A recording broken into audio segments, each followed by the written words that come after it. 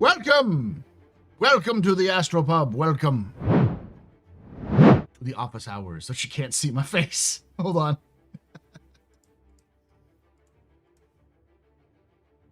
Professional. Chat, professional.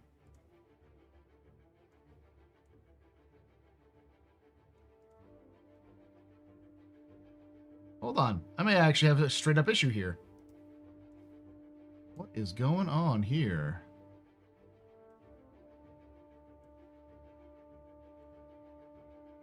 Interesting. Oh, okay.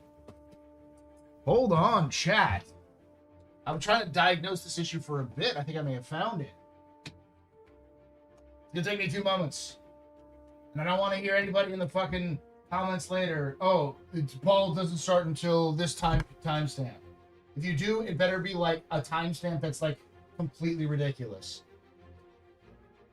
Let's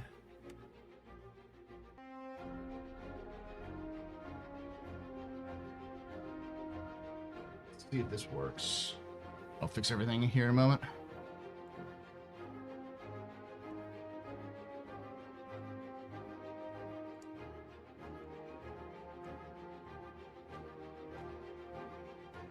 Hey, there he goes. Is it okay?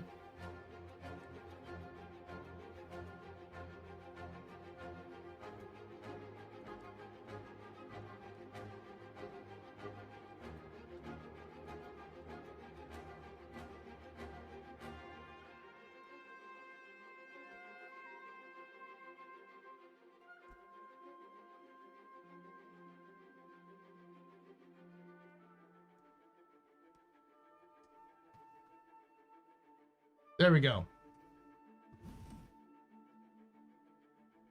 All right, gotta put everything back.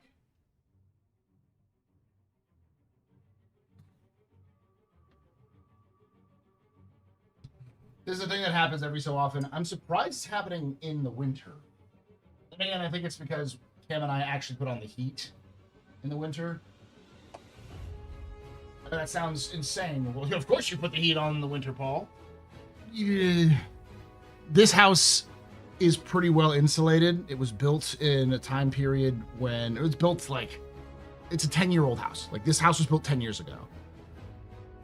So imagine all of the techniques that were modern 10 years ago, which most of them are pretty much the same.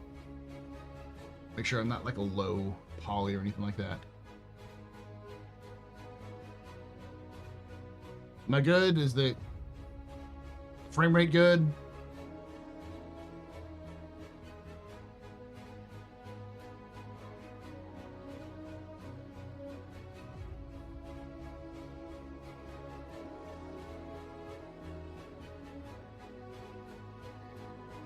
Did you know that the huge triangle building in Lorville is the 10th largest man-made structure in science fiction?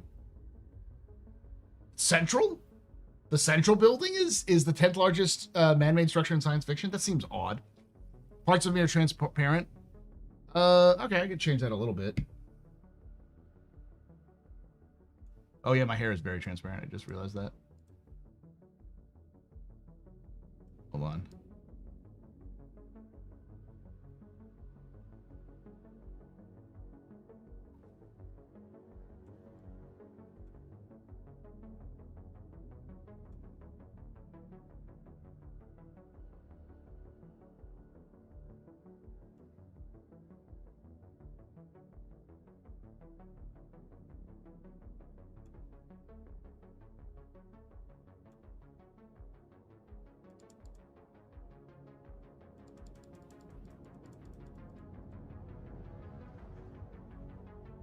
I'm good now. Mostly.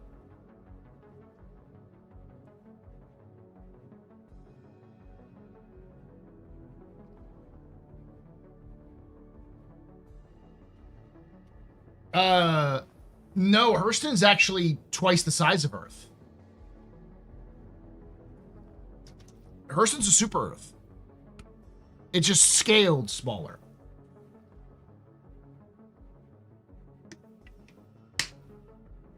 My screen's frozen?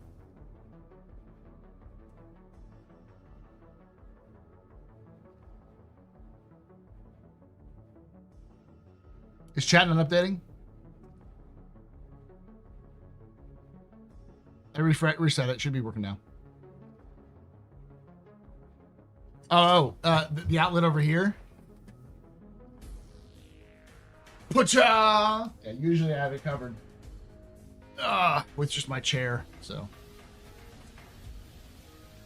Okay, good. Weird thing happened. Welcome to the office hours, y'all. This is my Yakety Yak stream where we talk a little bit about Star Citizen lore news and more, and talk about some other things as well. Yeah, so the central building, it's weird to say that the central building is one of the tallest buildings in science fiction. I doubt it is in terms of all science fiction, but in visual science fiction it might be.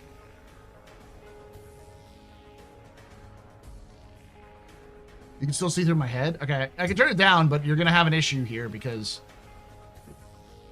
the problem is properties, figure video. There we go. Now you don't have to see through my head? Okay. Okay. Go. Go, apply. Okay.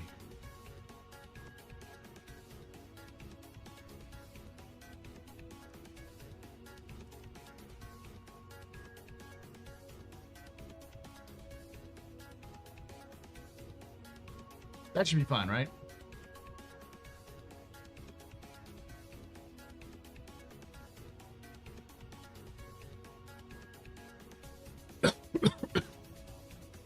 Sorry, whenever I unplug my camera and plug it back in, it resets everything.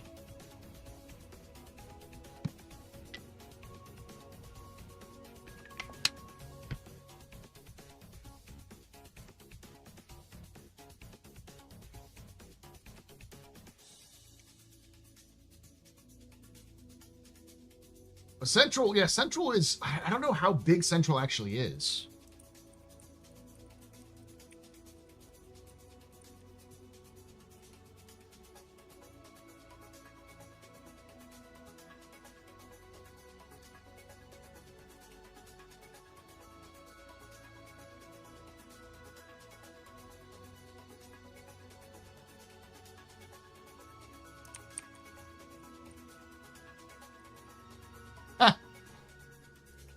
I tried to do something and Google's AI popped up and said Star Citizen is a multi-generational game project. It's like, man, I know where you've been scraping, Mr. AI.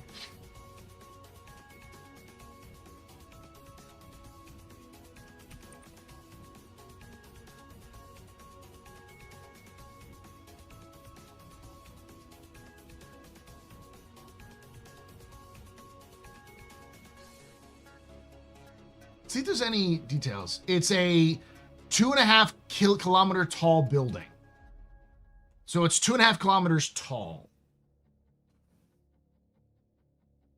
Yeah, kilometers tall. That's what my sources are saying it is.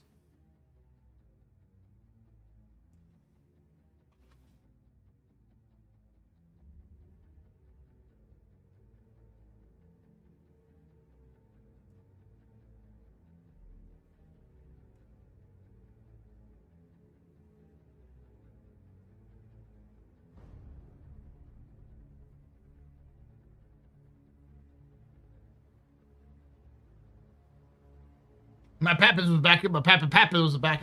And in my day, our flat model was good.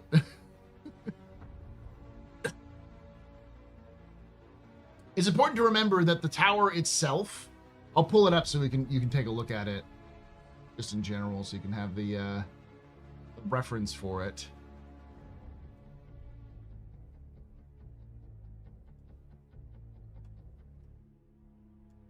Okay, this is the old Central Tower hasn't changed. So this is the old skyline.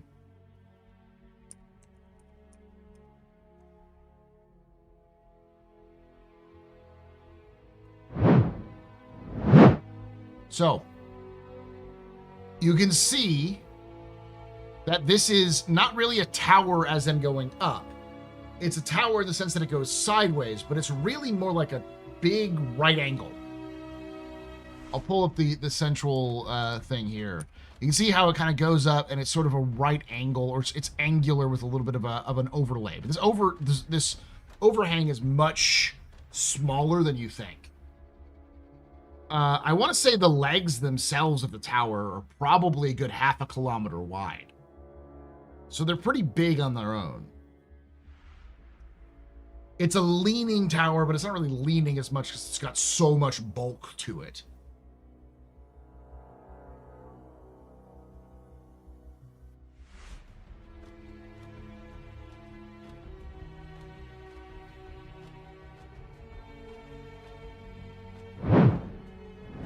Thank you, Jen. So, yeah, that's interesting. That's an interesting fact. If it's the 10th largest building in science fiction period, that's amazing.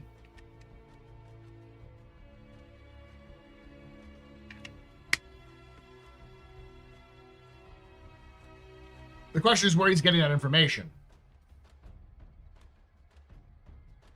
because that feels wrong. But it could also be just that there's not very many actual visual representations of science fiction buildings that have measurements attached to them. Like, I don't imagine that, why am I blanking on the name? Not Weyland-Yutani. The Blade Runner company.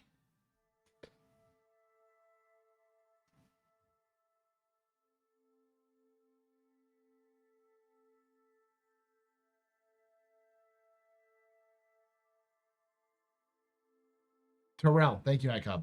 The Terrell Corporation. By the way, I've been seeing clips of Predator Badlands. I had no idea the actors involved.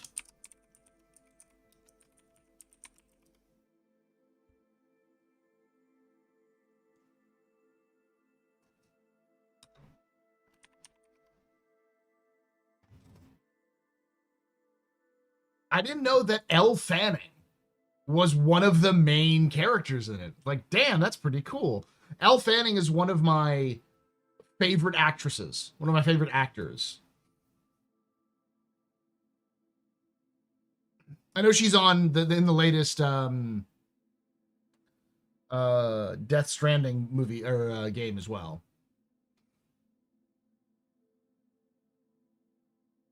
Are we getting about blabbing with Benoit 3? Nice.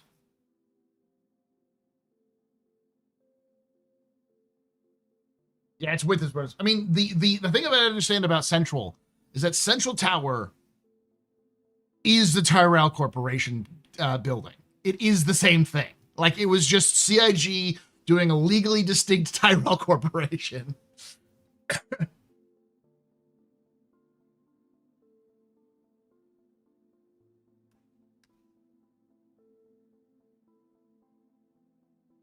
Anime tends to not get included in sci-fi lists, which is also stupid. Yeah, the orbital elevator in Ace 7 should definitely be added. Though I don't think people consider Ace a science fiction franchise, which is dumb because it has fucking rail cannons and laser guns and plasma shooters. Like, quite literally, is some of the easiest things you can unlock too.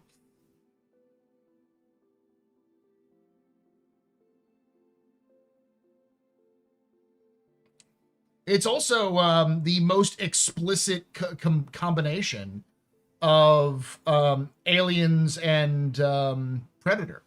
Because there's always been hints that Aliens and Predator are the Aliens franchise, the Predator franchise take place in the same universe.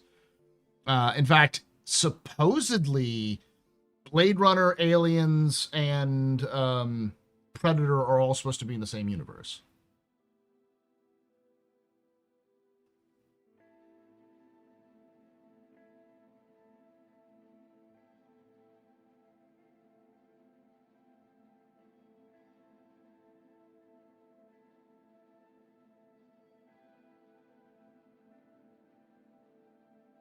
Look, man, we need a new Ace Combat game. We do. We're getting one.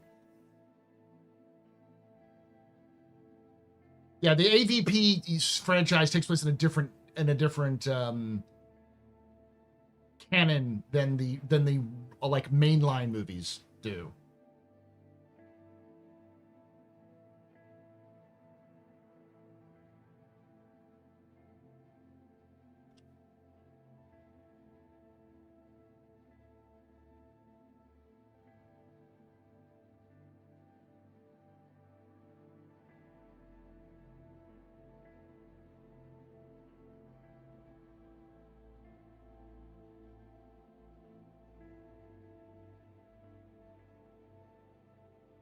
Also, the Ace Combat space elevator is on the list at 3.9 kilometers. Nice.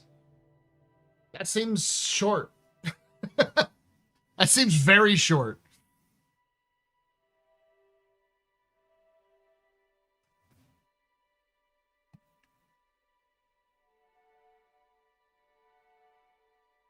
For the base structure, okay.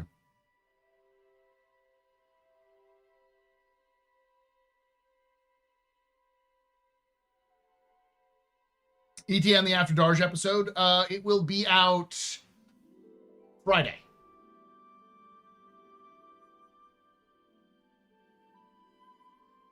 You gotta remember that Saturday when I did the captain's table, I was doing a subathon, so I didn't finish until like 11 p.m. my time. So I went to bed, woke up, did a bunch of chores, and then went to streaming. So I forgot to even do the audio version of the podcast, which I'll do before I go to bed tonight.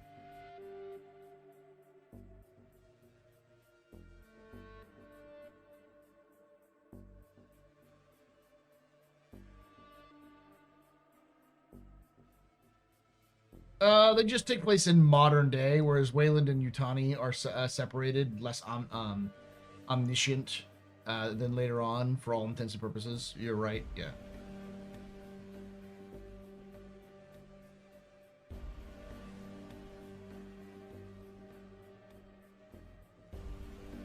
So there's a loose 80s, 90s science fiction universe, which is sort of connected, which I think deserves to be more connected, which is aliens, Soldier. Good movie, by the way. Love that movie. I think it's Soldier. Yeah, Soldier. So we've got Aliens, Soldier, Blade Runner, and Predator. Like, explicitly, Soldier is a Blade Runner spinoff. Like, if you look at the story of Kurt Russell's character in like at the very beginning, like his service record, it is all of the battles that were mentioned by I feel bad for the guy.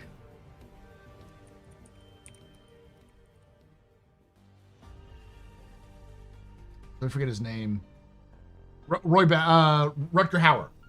Rutger Hauer's character, Roy Batty, in the original Blade Runner. When he says things like, you know, attack ships on fire off the arm of Orion. They literally talk in his service record. And Kurt Russell was that he fought in the Battle of Orion, off the shoulder of Orion, you know.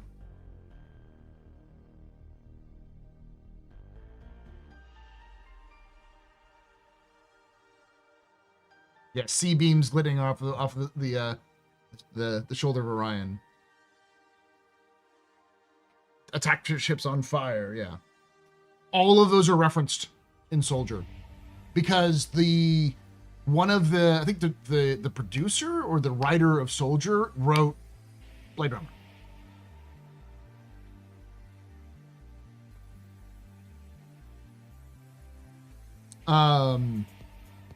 And the creator of Blade Runner and the creator of Alien are the same person.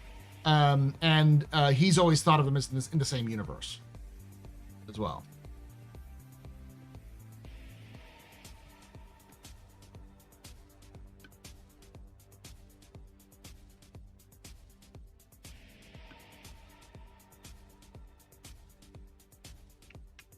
I'm excited for that game. What game?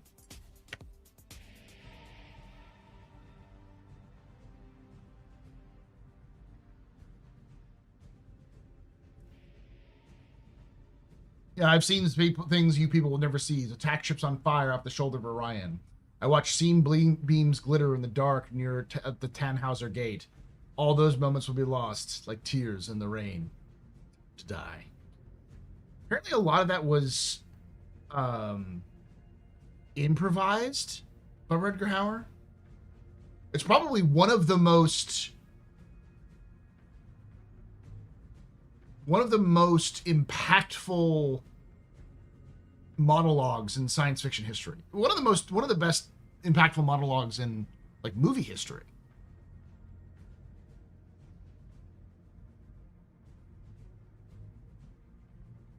Oh, there actually something called C-beams?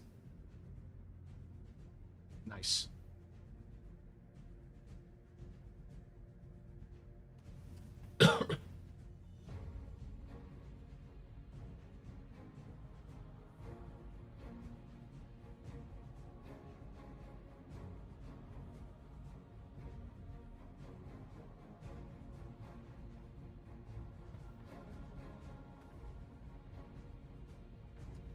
So Hauser significantly modified the speech in his autobiography. Hauser said he merely cut the original script speech by several lines, adding only all those moments will be lost like tears in the rain. The original draft was, I've known adventures, seen places you'll never see. I've been off-world and back, frontiers. I've stood on the back deck of a blinker bound for the pollution camps with sweat in my eyes, watching stars fight off the shoulder of Orion. I felt the wind in my hair riding test boats off the black galaxies and seen attack fleet burn like a match and disappear. I've seen it, felt it.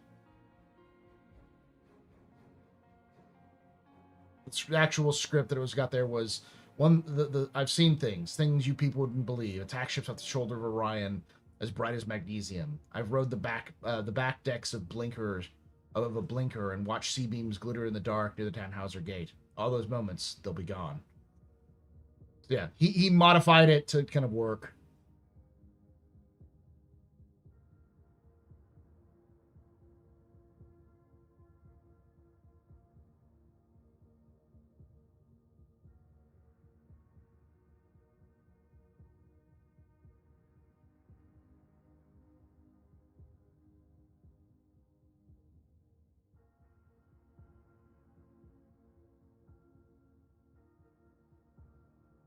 Yeah, see, that's what I was saying. GQ. I think it's because one of the people who's involved in Blade Runner was also involved in Soldier.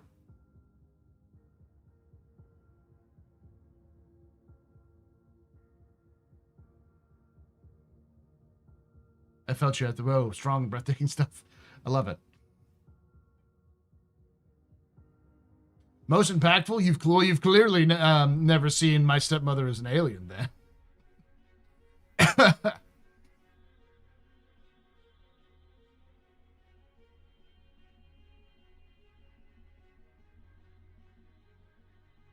The writer did both, and Paul Anderson, director, called it a sidequel to Blade Runner.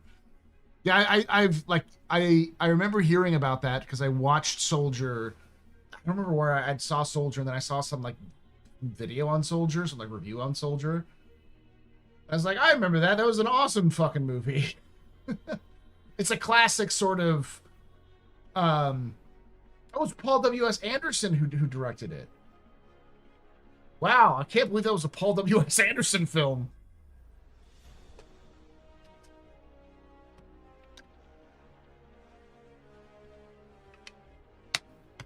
That's the guy who did Street Fighter and Event Horizon and the Resident Evil movies.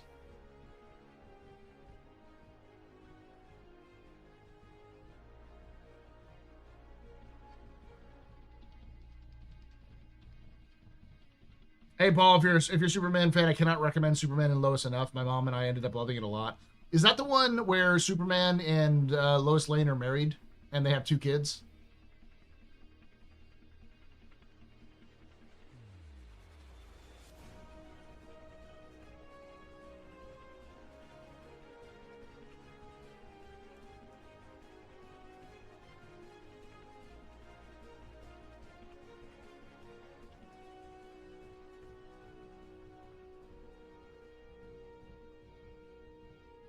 was at a Gundam card game booster pack event last Saturday. I had to explain Warhammer 40k to a friend, and they pulled out a set of card sleeves that were Commissar themed. It was hard to explain that nobody were the good guys. If you're in a Gundam event, it's not difficult to explain that nobody's the good guys. There are very few, if any, good guys in a Gundam series, except for the Gundam pilots themselves. Even that is iffy.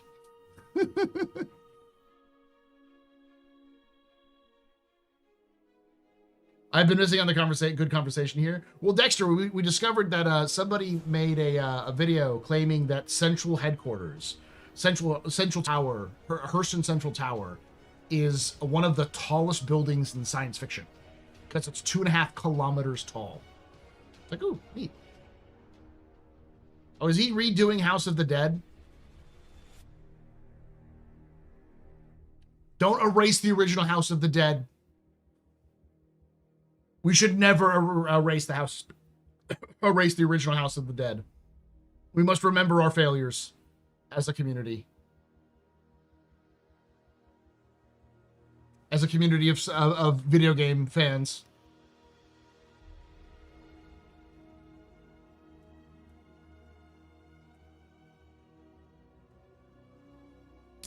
That discussion got us onto the Tyrell building height, and then which got us onto how like a bunch of 80s movies are all have a shared universe secretly.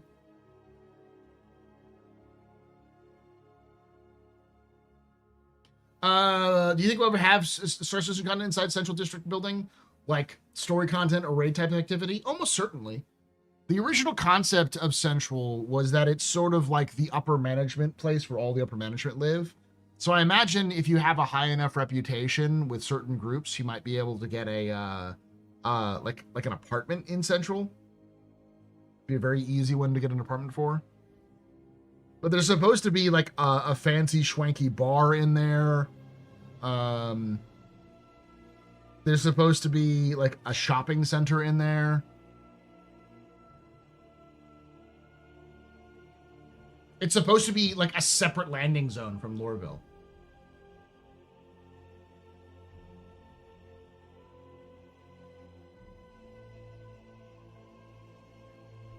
Do you, you know, speaking of space horror, my constant need to consume it.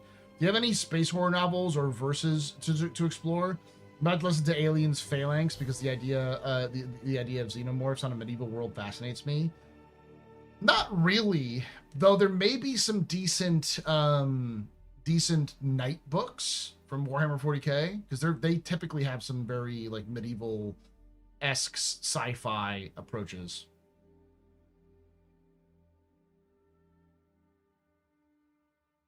If you're interested in a combination of sort of medieval and sci-fi tropes, there is actually a fairly decent movie, which was produced by Chris Roberts, and is one of the catalysts for Star Citizen existing in the first place, which is called, what is it called? It's a remake of Beowulf. But the idea is that the Grendel is not a monster. Grendel is a space alien. And Beowulf... Outlander, thank you. And I think the character of Beowulf is basically a bounty hunter or like a cop who was supposed to be transporting the monster, the creature, and they crash land on Earth, and he has to kind of retrieve them. Not only did Chris produce Outlander, but Dave Haddock was working on Outlander when he met Chris during that. And Jack Hurston plays a main character in Outlander. And Jack Hurston is the guy who plays Cal Mason.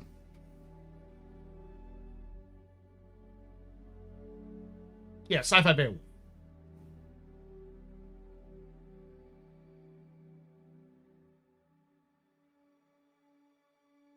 Kroll did it first.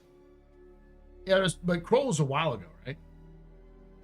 Small World, yeah. I mean, it is the genesis of Star Citizen existing in the first place. And there are a lot of other actors who were on Outlander who end up in Star Citizen and Squadron. Mostly Squadron. 80s, yeah. Though my favorite take on the Beowulf story is still the 13th Warrior. The 13th Warrior is so fucking good. So many people didn't like it, which just fucking always surprises me.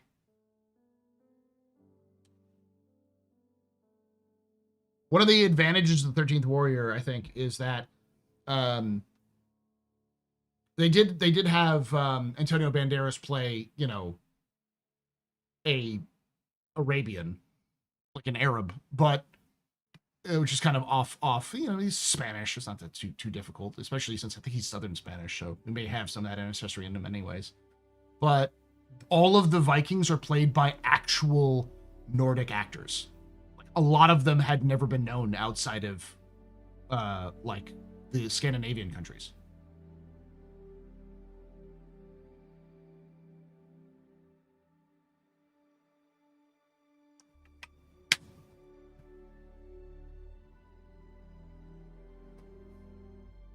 Like all of them were Scandinavian actors, which is great. I think maybe a few of them had been doing work in like the BBC, but like they were not known in America, which is one of the reasons why it failed, because it was like Antonio Banderas, and it's like, oh, big actor, but like not exactly a draw for like normal audiences at that time. But it's based off of a book written by Michael Crichton, who I've discovered more and more I like as an author. He's one of those authors that had a lot of like a huge burst of like recognition and praise from in the 90s and 2000s. But I think Jurassic Park killed his career, because he wrote Jurassic Park, the book, which the movie is based off of, and it consumed his name.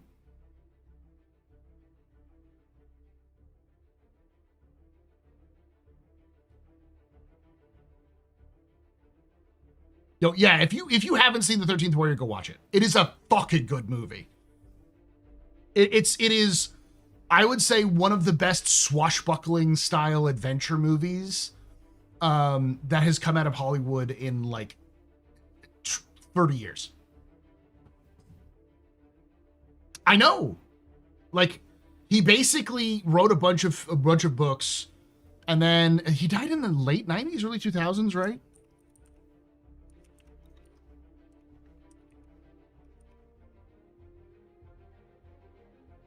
It's so grounded. I love the concept.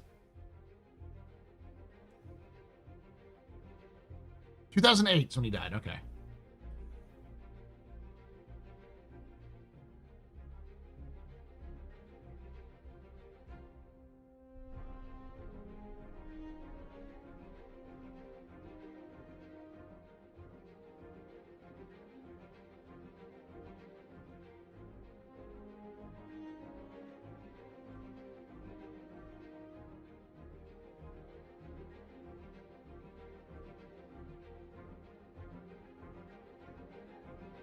Oh, I didn't know he worked on video games too. That's neat.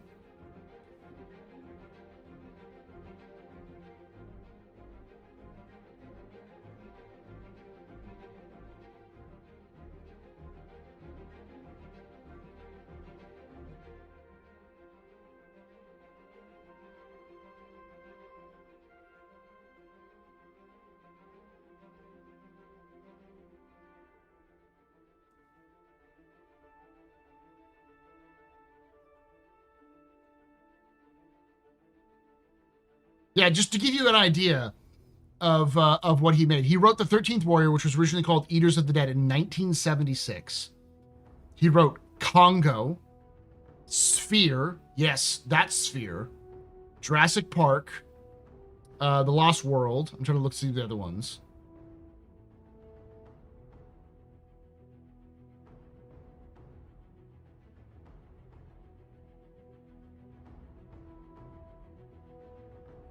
The Andromeda Strain. Yeah, Westworld. Yeah, yes, that Andromeda Strain too.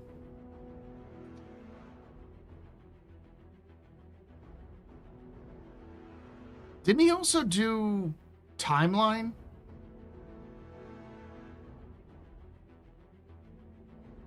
Yeah, he did Timeline as well, yeah.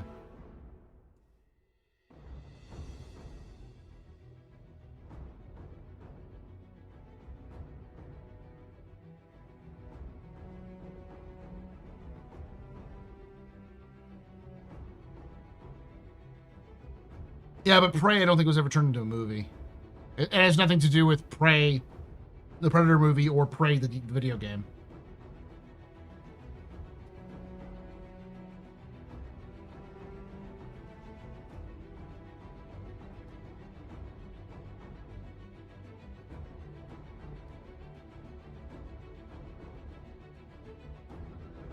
Hey, Widget.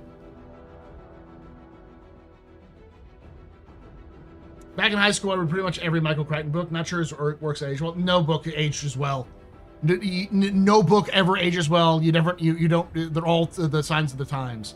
But the thing that I love about Michael Crichton is that he has a very similar grounded approach to things. He likes to take fantastical ideas and ground them with either history or science.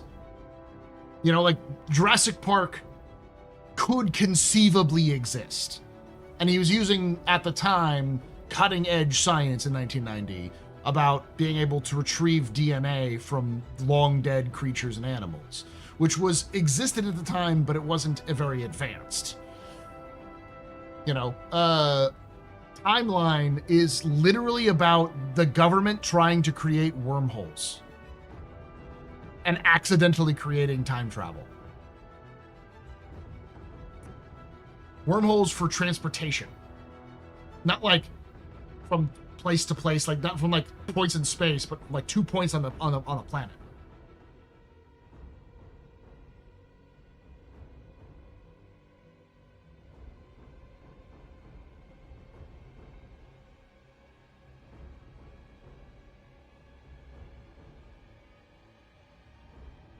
Oh, Outlander's free on YouTube? That's nice. Go watch Outlander 2. It's good. Bro, I'll have to watch. Yeah, I'm surprised we didn't bring up Outlander in our discussion on the films that made Star Citizen, but it is like one of those important films because without Outlander, you don't have Squadron 42.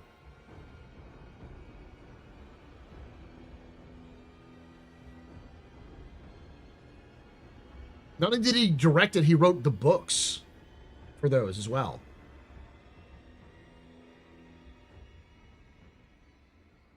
But I love his concepts. Like, The Eaters of the Dead is such a good, or the 13th Warrior is such a good, good concept. I'm not going to spoil the twist because you should watch it. But its twist is amazing. Its twist is like plausible, not plausible, but it feels plausible.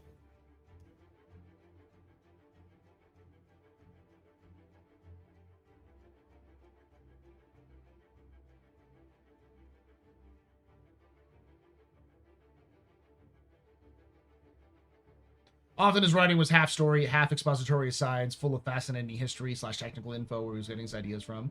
Yeah, I mean, it's clear that he was a man who had a deep love of history and a deep love of technology. And just glancing through his own biography, he was a computer scientist for a bit. He did a lot of, he worked on video games and worked with Apple in the 70s and 80s. Like early stuff. Wrote a manual on BASIC, I think, on how to code for BASIC. So it's clear he had a grounding in the sciences in the STEM, in STEM, which just comes through in his books. So anyways, that's just me saying I've come to like Crichton more than I thought I would. My dad loved it. My dad loved reading Westworld, and Timeline was one of his favorite books.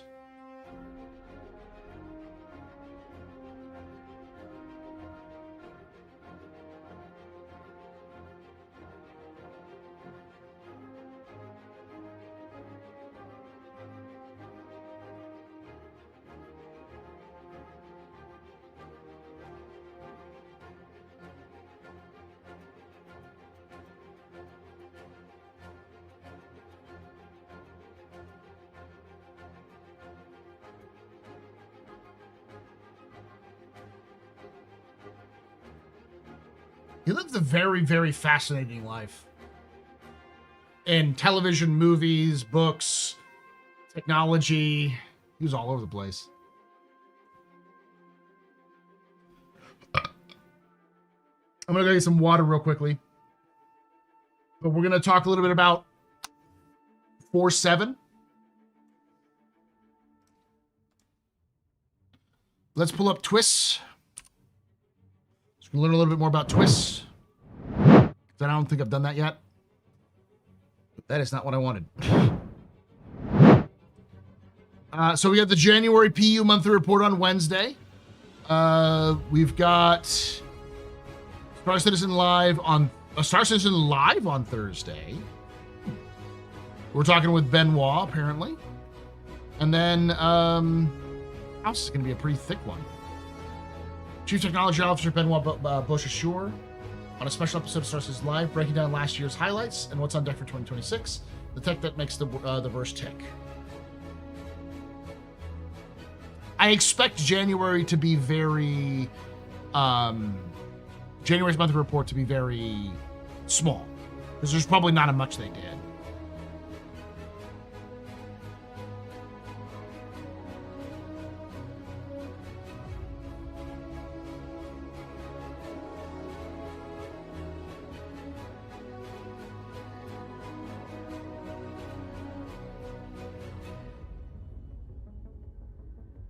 I'll have to take a look at that, X.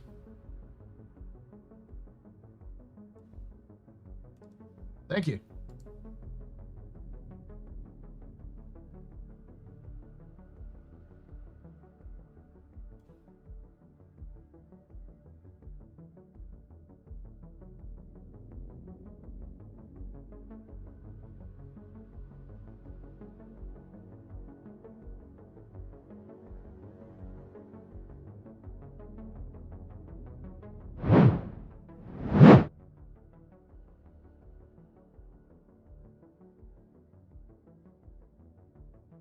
I think that's why the lore of Star Citizen feels so compelling. It's grounded in history for sure. The reason why the lore, in my personal opinion, the reason why the lore and background of Star Citizen seems to work very well is a lot to do with the fact that it is not the work of one writer. It is the collaborative work of 4 writers. And then those writers are then also talking with other experts on their own team, because Star Citizen's developers are not a monolith. There are people from all backgrounds. There's a paleontologist who runs the feedback system for Star Citizen. He has a doctorate in paleontology. Like, you know, so there is, you know, there are people who have history degrees. There's people who have, you know, masters or PhDs in other sciences. I think there's a physicist who works for CIG. But most of them don't work in the fields. Like, you don't have like people working on physics on the physics team. They like work with other things. They just did that degree because they were fascinated with it, but then they found themselves into video games, which just happens a lot in the creative fields. Random question. I was wondering if you know there's going to be a Quantum Vegas 2026. Right now, they are planning on doing one, but they do not have enough information yet to guarantee when and obviously going to be in Vegas, hopefully, but when it will happen. They want to do it. They have the drive and the means to do it, but it's a matter of getting things done.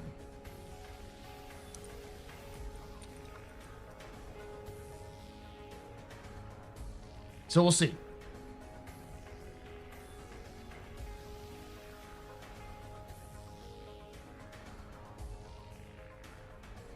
I appreciate it. I played Star Citizen with Love and G-Fan, and since we're both Vegas locals, we were wondering. Yeah.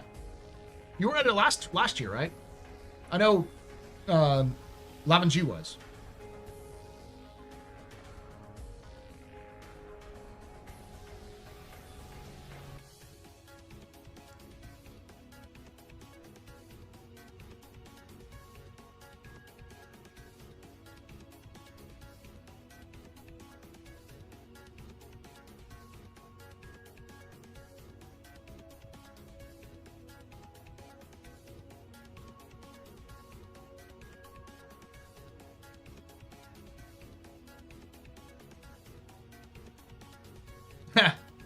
Hey, Rush. How you doing?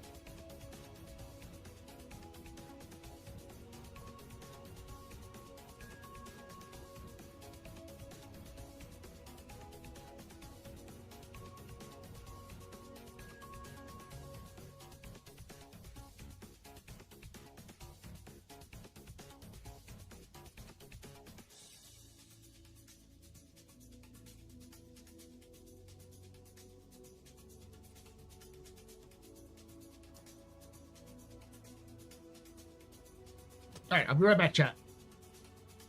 Whew. Agua, and then we'll do a capsule.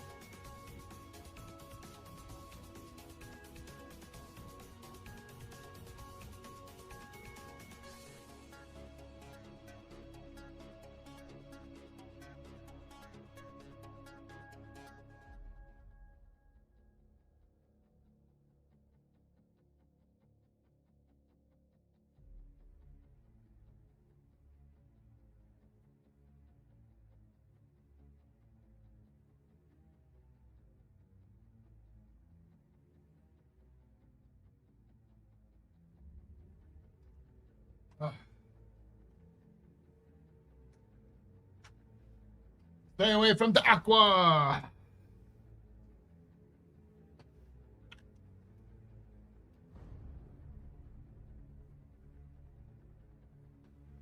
I'm a little interested in seeing what happened because I was never enough into Ashes of Creation to really look into it. Was Ashes of Creation a Kickstarted game? Because I know it had like a lot of like pre-release stuff. Are we talking like Star Citizen levels where you had different like highly amount, like you could spend a lot of money on it?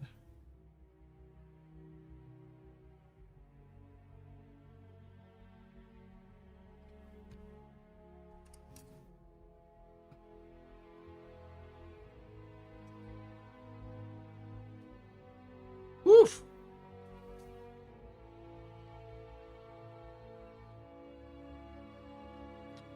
That was a different failed project, I believe. It wasn't Ashes of Creation. That was another game that failed. That was Lord British's project.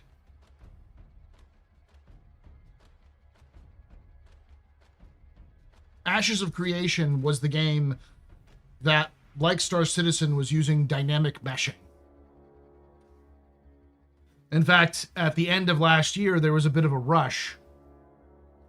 Or end of last year, end of 2024, there was a bit of a rush upon which game was going to release server meshing technology first, Star Citizen or Ashes of Creation.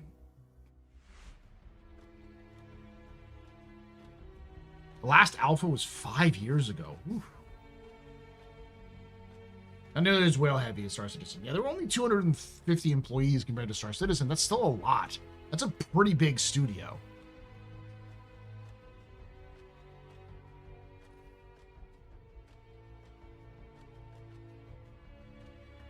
It'll be interesting to see what lawsuits come out of that. Because there's probably going to be lawsuits. Cost $3.5 million a month to run. A month? What? That's kind of insane. Star Citizen's cost is like 120 mil a year. That might be close to Star Citizen then, if I do the math right.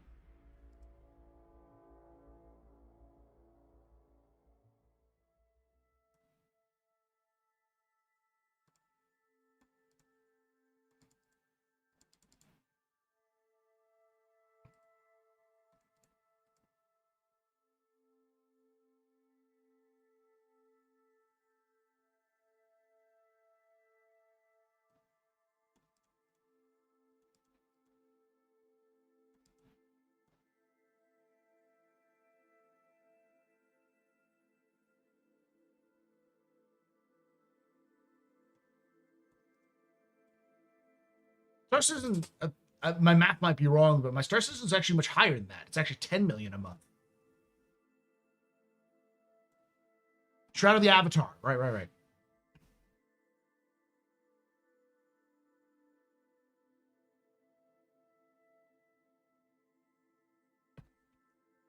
Yeah.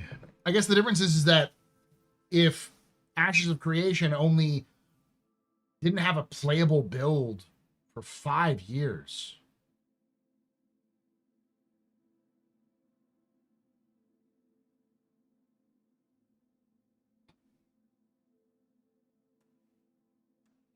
Star Citizen really truly is a kind of a time capsule of a different era.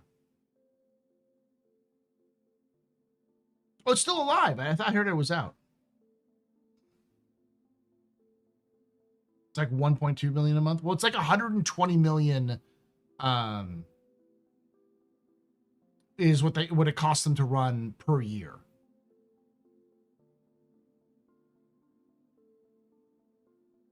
So that would be like at least 10 mil, right? A month.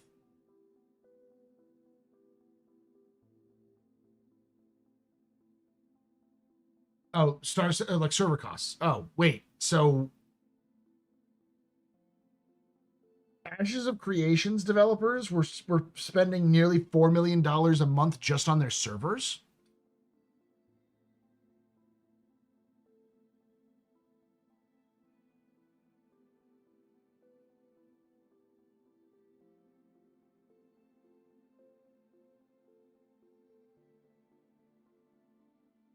$250 staff. Yeah.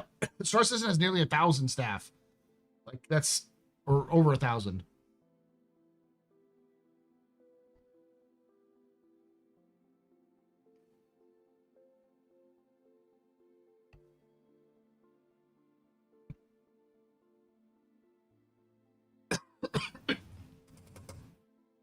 They owe $850,000 in server to a vendor in a lawsuit from 2025.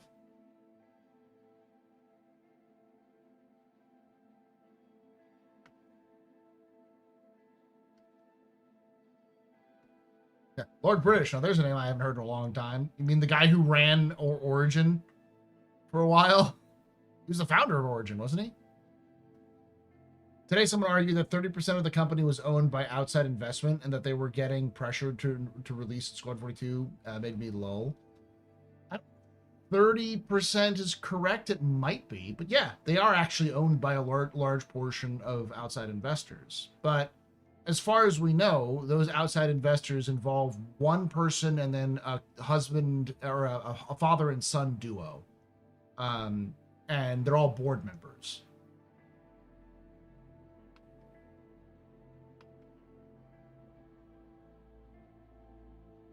It's actually one of the he always ran Origin. Okay. You would know, Jin. You worked for the man.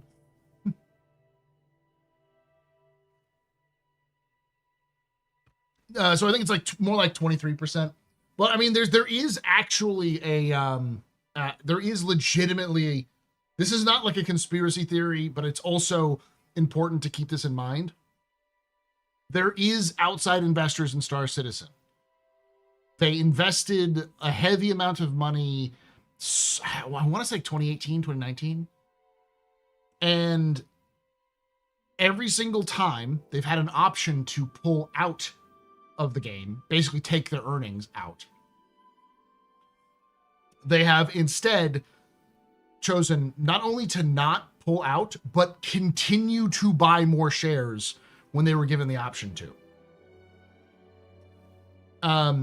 And the thing about those investors is at least the Calders, which is one group, the husband and wife, I thought it was, but it's the father and son duo, are close personal friends with Chris Roberts and Sandy Roberts. As far as we know, they are close friends with them, which is why they were invested in the first place. They also had several media companies that they ran.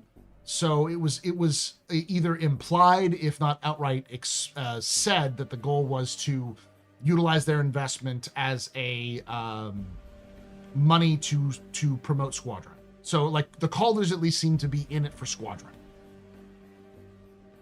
I wouldn't be surprised if the Calders were also involved in other ventures, maybe possibly Chris's friends from when he was a producer.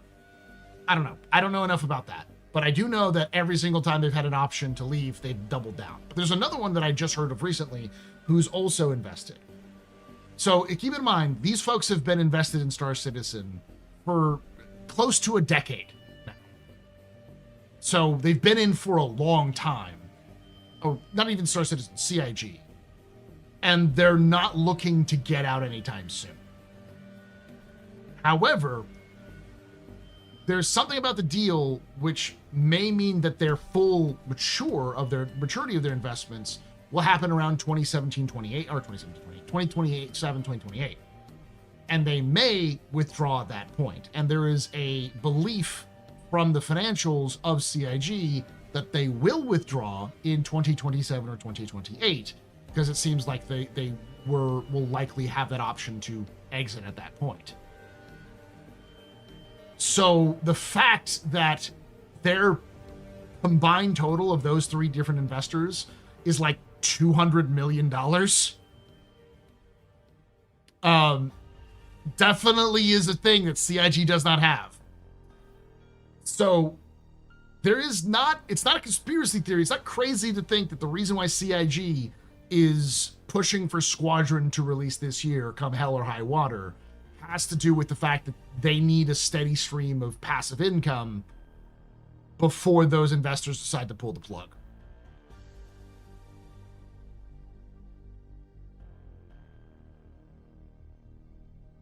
The Calders are personally invested, but I think they also have some money in the business invested in it, which locks them into a fiduciary duty. Yes.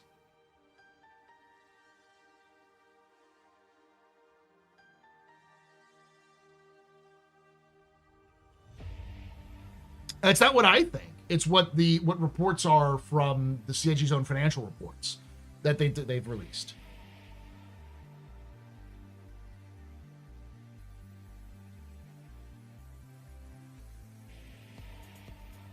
They invested more money in 2025 too. Yes. I love Space Station 13. There's gonna be a Space Station 14. Nice. They can actually exit in between January and September of 2026. So this year. I think they can. They've had multiple off ramps throughout the years, but they seem to. I remember it was somewhere that it was indicated that they're likely not going to. They probably won't until 2027 or 2028.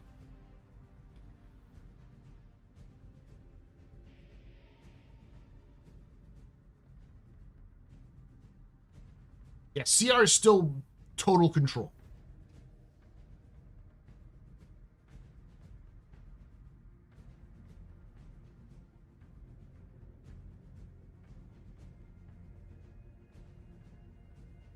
Not completely true. The Calders are holders, not a majority. They're not a majority. They're not majority stake, but they still have money that they need to come out with. Space Station 14 is already on Steam. Oh, neat. Damn. Okay. It's been a game like for 5 years now. All right, I'm out of the loop with that one. I remember Space Station 13 when Kerbal Space Program and DayZ were coming out, so.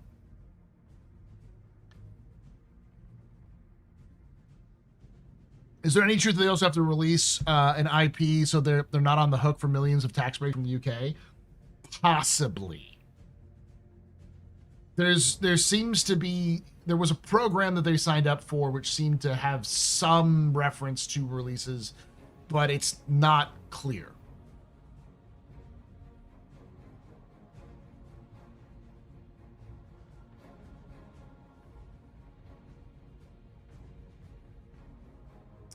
I don't think the Kitten Space Program game has really been out for people yet.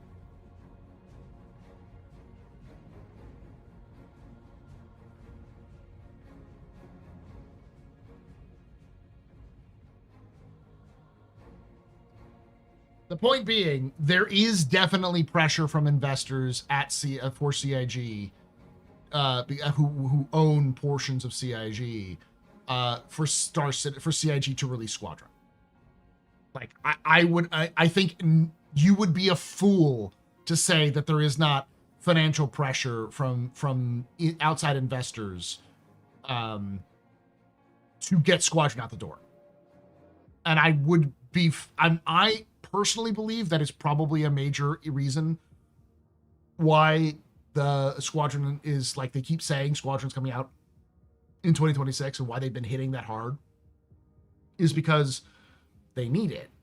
They need to make the money. They need to make a fuck you amounts of money so they can pay off their investors.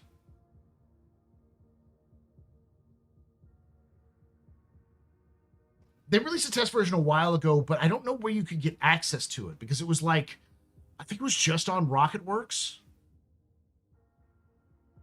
But it was also very basic, if I remember correctly.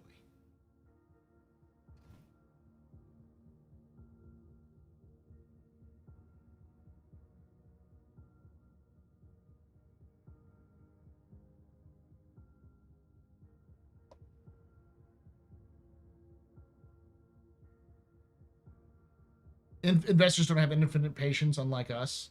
I just imagine that because the Calders have continued to double and triple down when they have a chance to. And if you're a Calder, my line, I am always open for conversation. I'd love to hear the thoughts of the board members of CIG.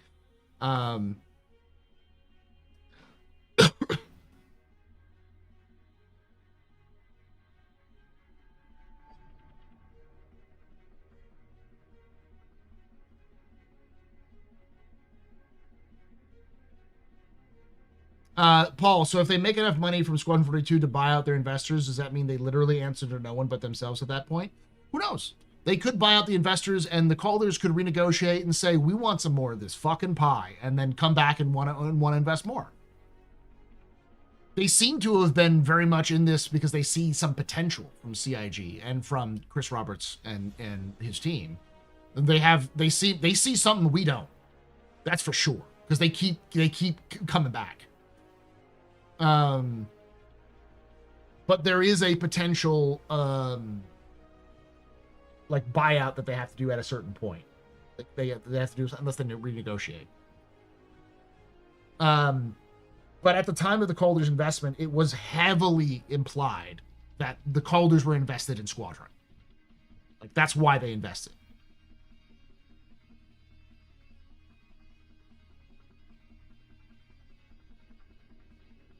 Movie about Star Citizen? Possibly. As far as we know, the Calder father and son who invested are personal friends of the Robertses.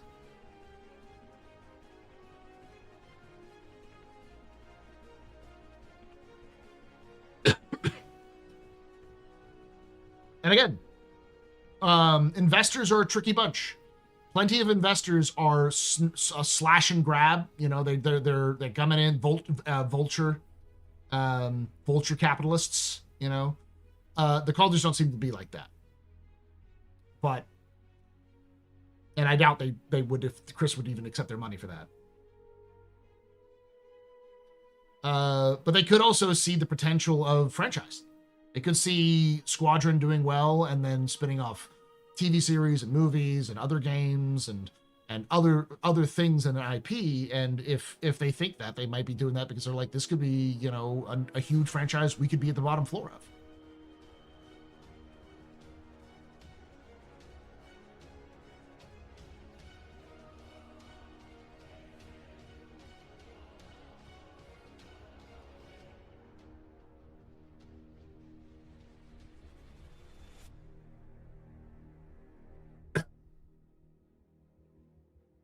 Most investors are not there to create anything but wealth. True.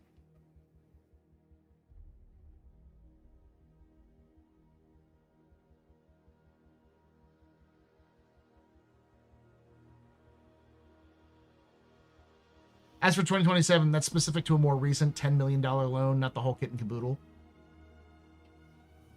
Based off what I saw, there's a potential payout of around $200 million between the different investors who invested, not just the Calders, because there's apparently another investor.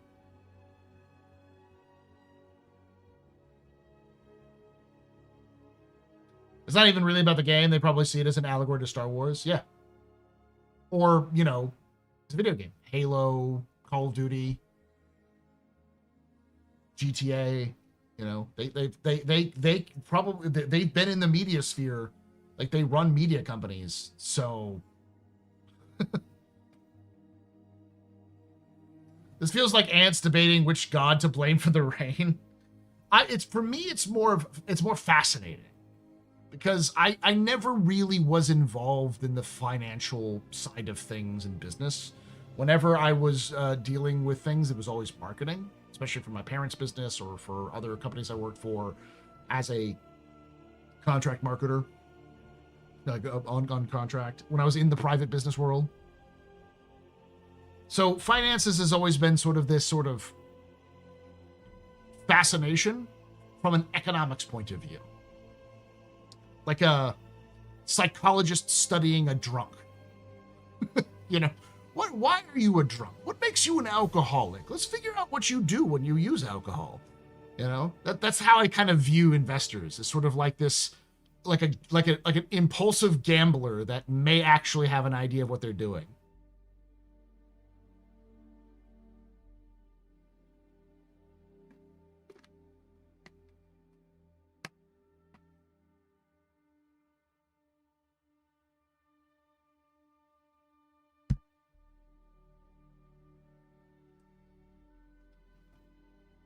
As a poor myself, financial talk feels like rich folks waking off themselves. No, so the thing you have to understand about financials is that financials is just gambling, but without the hookers and slot machines. Less flashy lights and high oxygen, with lots of pretty ladies and people trying to wine and dine you. People still try to wine and dine you, but it's more about high stakes gambling. Because that's what you're doing. You're gambling that a company's actually going to do well.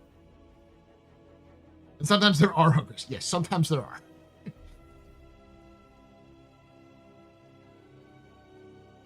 All the nerd shit, none of the glamour. Exactly. Well, there's still glamour there, but...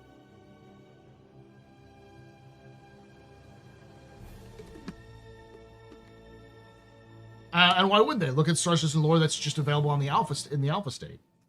I mean, I don't know how much they would see in that sort of thing. I think they just see the potential of the universe with all of the named actors who've already been brought on board, and the things that Chris have done in the past. So,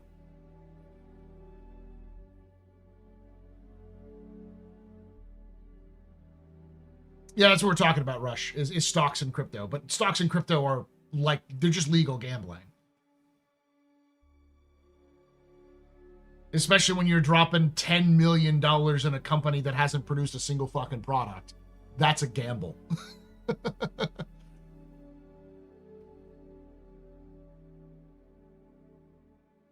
The Star Citizen cinematic universe is inevitable. Besides live action, expect cinematic auteurs to head up special mission lines and BU.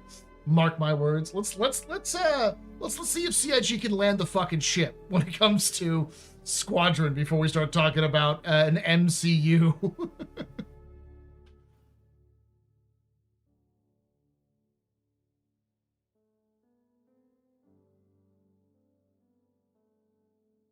But I say all that as somebody who follows Star Citizen development pretty closely, that is an important thing to pay attention to in terms of a pressure that might be being put on CIG. The management does have a fiduciary responsibility to their investors, so they will have to try to make enough money to pay them off at the very least. And there is a timer that is running that they have to meet. So when I say Squadron's coming out this year, I don't mean, oh yeah, it might come out this year. It might slip. I mean, like, I think it's coming out because it has to.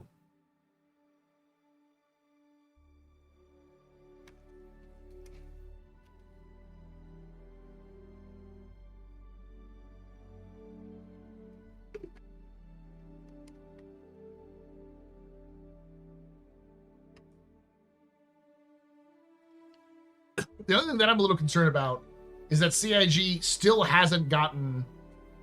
Oh, thank you, GQ. Eli Klein. That's the person that's the other person who I heard about. And okay, Eli Klein is a longtime friend of CR and introduced him to the Calders. Okay. So it's just all of his friends. Do you think it'll suffer because of that? It might. But based off of the people I've talked to and based off of what I've seen like a long time ago,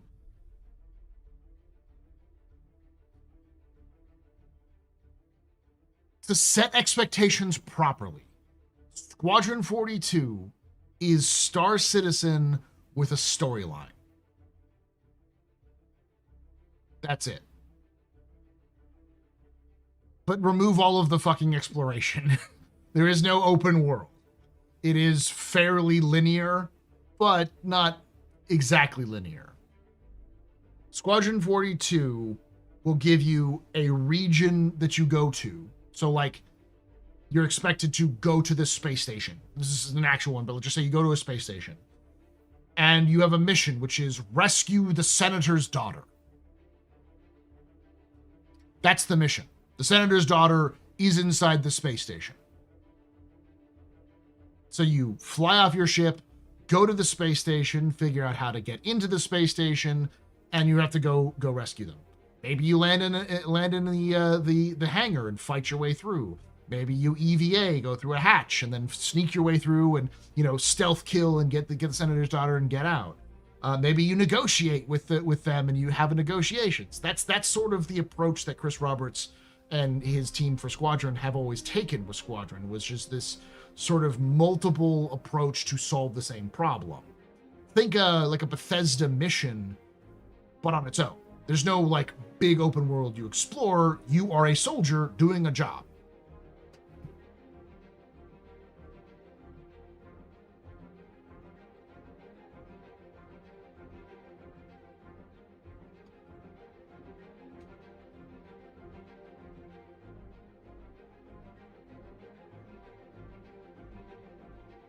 You have a feeling that it's going to feel like it should have come out 10 years ago? No, not really. The game isn't really the same as it was 10 years ago. But it's definitely going to scratch an itch that people have had since Mass Effect disappeared. It's similar veins as Mass Effect. It's still a Wing Commander game, basically. So if you've played Wing Commander, you know what I'm talking about. But it's just going to be a slightly evolved version of that.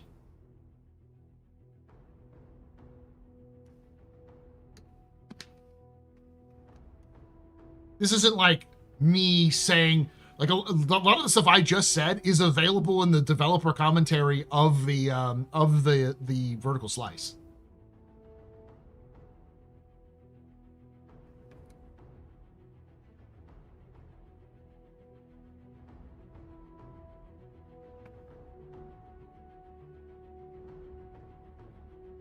Squadron 42 is essentially Star Citizen about the multiplayer. All the systems not fully unveiled in the PU are at a playable, more polished state of the story campaign. The issue at this point, from what I've heard, is more about stability, drivers, playability. A lot of it is more about the nitty gritty of like, the game has been done. Like it's been done, playable from beginning to end.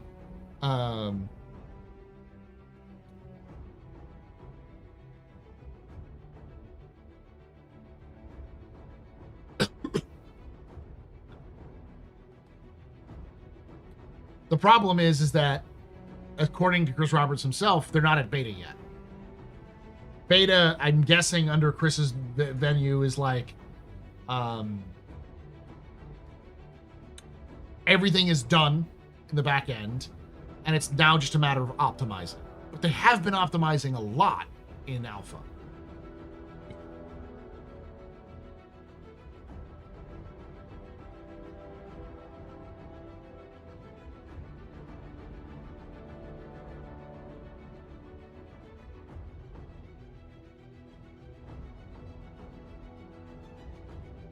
It's really hard to talk about Squadron because, like, I kind of know what Squadron is.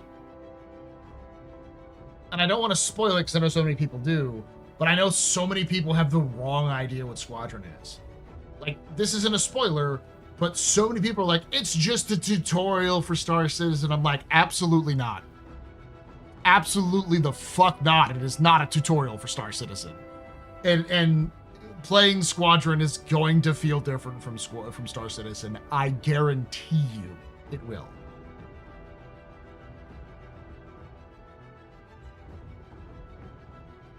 It's an ad for Star Citizen. That's a waste of money if it's an ad for Star Citizen. Squadron 42 is its own game. You don't have to interact with anything in Star Citizen to play and understand Squadron 42. It just so happens that Squadron 42 and Star Citizen share the same universe, because they share the same assets, the same engine, all that kind of stuff. So what's Crichton's standard for beta? I have no fucking idea. I think at one point he said alpha was content, once you reached out of alpha, it is content or feature complete, and beta is content complete. So leaving alpha is feature complete, leaving beta is content complete.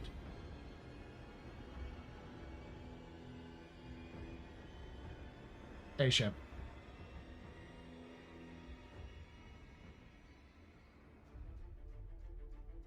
Completely off topic. Is there much info on the Expanse or Osiris Reborn? Not really. They've been talking about here and there, but the big thing that they've talked about with the Expanse game is that it is they're going to take a little bit more time. So it's coming out in 2027. Originally it was going to come out this year, but it's going to come out next year now. Yeah, one of the problems that I think a lot of people also misunderstand is that the prologue. They see the prologue and they're like, this is watch cutscene the video game. And I'm like, it's because it's the prologue, guys. As somebody who's sort of interacted with the game in audio form and in some visual forms and like reading the story, you do not have those big cutaway scenes in the rest of the game. They happen, but they're not as frequent, and it's usually stuff that's happening just off screen where your character could be involved or not.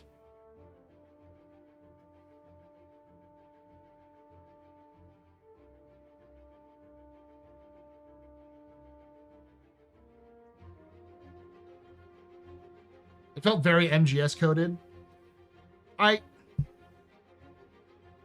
Whenever I say this, somebody gets mad on the internet. But Chris Roberts was Kojima before Kojima existed. They both have the same, not same inspirations, but they both were video game developers that wanted to be filmmakers or were heavily inspired by film. The difference is that Chris got his chance to go make film and left video games, whereas Kojima kind of stuck to making video games.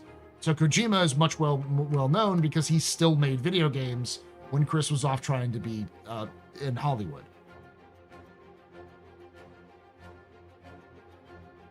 So yeah, it's going to be a Kojima game in a lot of sense, if you like those sort of big cutscenes and stuff like that.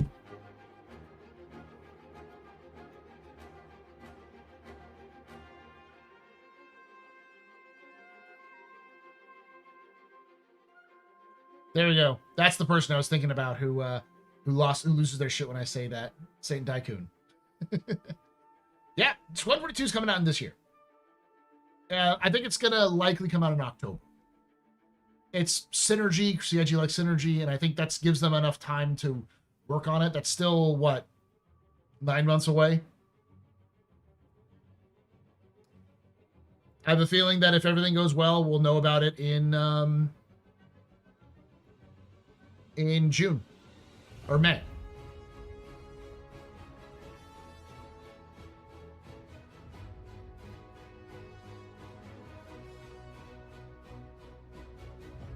Well, Chris did say they're not in beta yet, internal beta. But they effectively are. That's the thing, is like multiple people who've worked on Squadron have reached out to me about the problem that happened on stage at CitizenCon 2 years ago. And the basic gist is that the game has a special mode that they run in, which is a lot more resource intensive than normal games, like kind of like a developer mode, a dev mode. And the system that they brought in was not set up to run it in that mode. So, because it was not a system they had access to until the day of that design.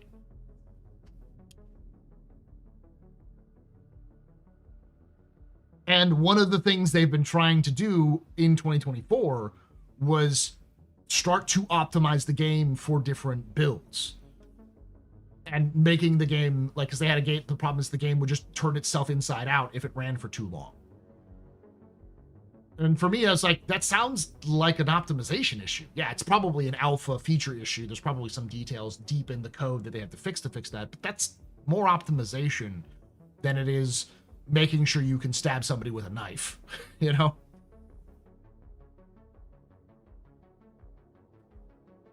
I mean, like the dev tools. Yeah, I think it was something like that. It was like a dev. They all of them mentioned something like a dev mode, where it just works better because it just brute forces its way through.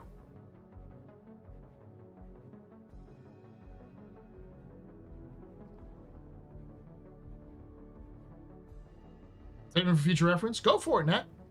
I have no problem with being wrong if it gets delayed. I think it's actually probably better for the game if it gets delayed to 2027. Just because I think it could use more time in the oven to cook. But I also don't think CIG is it's like when Tomato was like, we're not going to get Castra this year, and I said, oh no, we're getting Castra. We both had the same reasons why. What? Because Tomato was like, we need more time in Stanton and Nyx to fill it out to make it feel like a system. It wouldn't make any sense to jump over to Castra once if Nyx isn't really filled out. And my thought is he's absolutely right. And CIG gives zero shits about that. Once Castra's ready to go, they're gonna fucking pump Castra in. It might be bland as fuck, but it's in. That is CIG's mantra.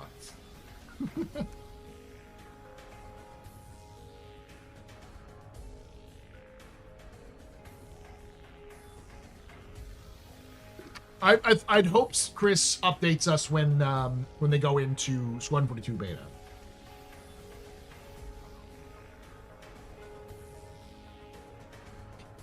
It's so the patch go. It is so the patch goes. Exactly.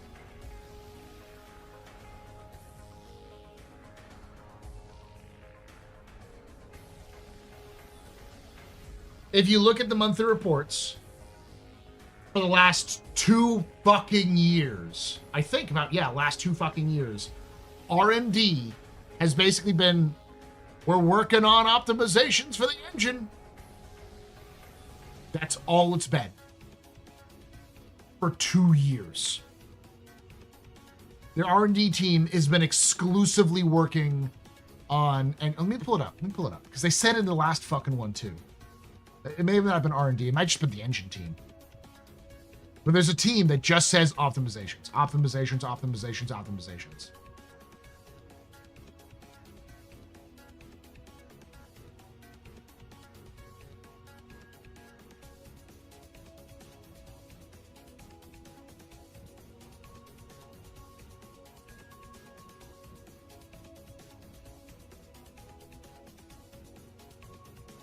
Well, maybe it wasn't in the last one.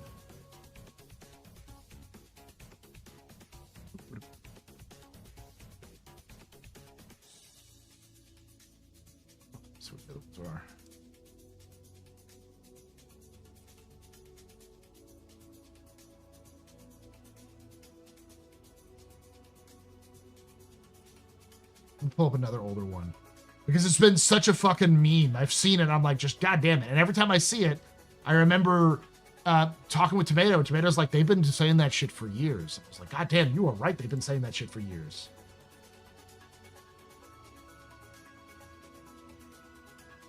It's like consistent.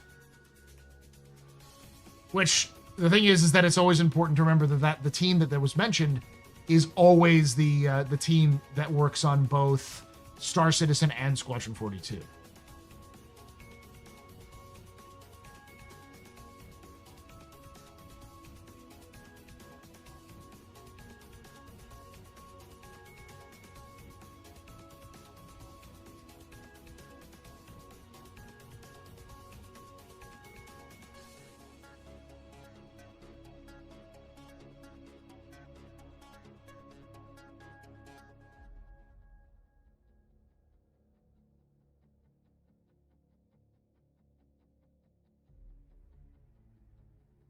maybe it was older. Looking here, and I'm seeing like the R&D was pretty chocked full in the last like in October and then the November, December. I'm trying to see because now my memory, I'm not trusting my memory. It was good to look back and look at the sources to make sure I'm not being a liar.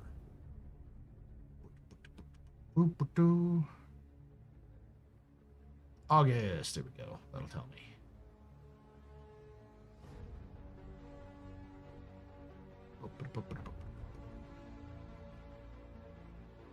Yep. R&D. For like 8 straight months, R&D just said shit like this. I think possibly like for a year or so up to this point. So this is the August 2025 report. I keep hitting the wrong button. In August, the R&D team's focus remained on analyzing performance and optimizing engine and game code. This was just copy-pasted in R&D for like damn near a year, if not longer. Basically, since the 2024 Squadron 42 demo release and like Squadron 42 announcement, like this has been there consistently. And I think it's only in like October of last year that the R&D said something differently. It just so happens, end of the year, Chris comes out and says, yeah, by the way, we're heading into beta. And R&D has been starting to implement more Squadron stuff into Star Citizen. There was a statement that Jared made that someone pulled up earlier that said specifically, some years we can pull people from Squadron to work on Star Citizen, and sometimes they get pulled back to Squadron if they need to get made more stuff.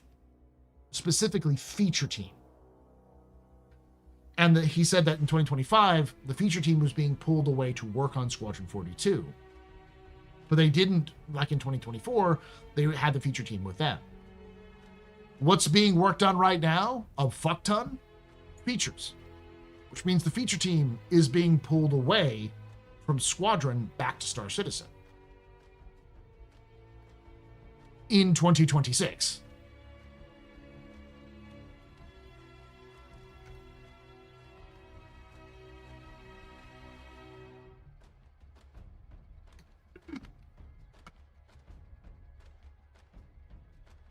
I'm definitely excited about the SCL with Benoit. During SSN New Flash, the headquarters bar says Shubin acquired rights to breaker stations. This goes against the lore we know. What do they mean?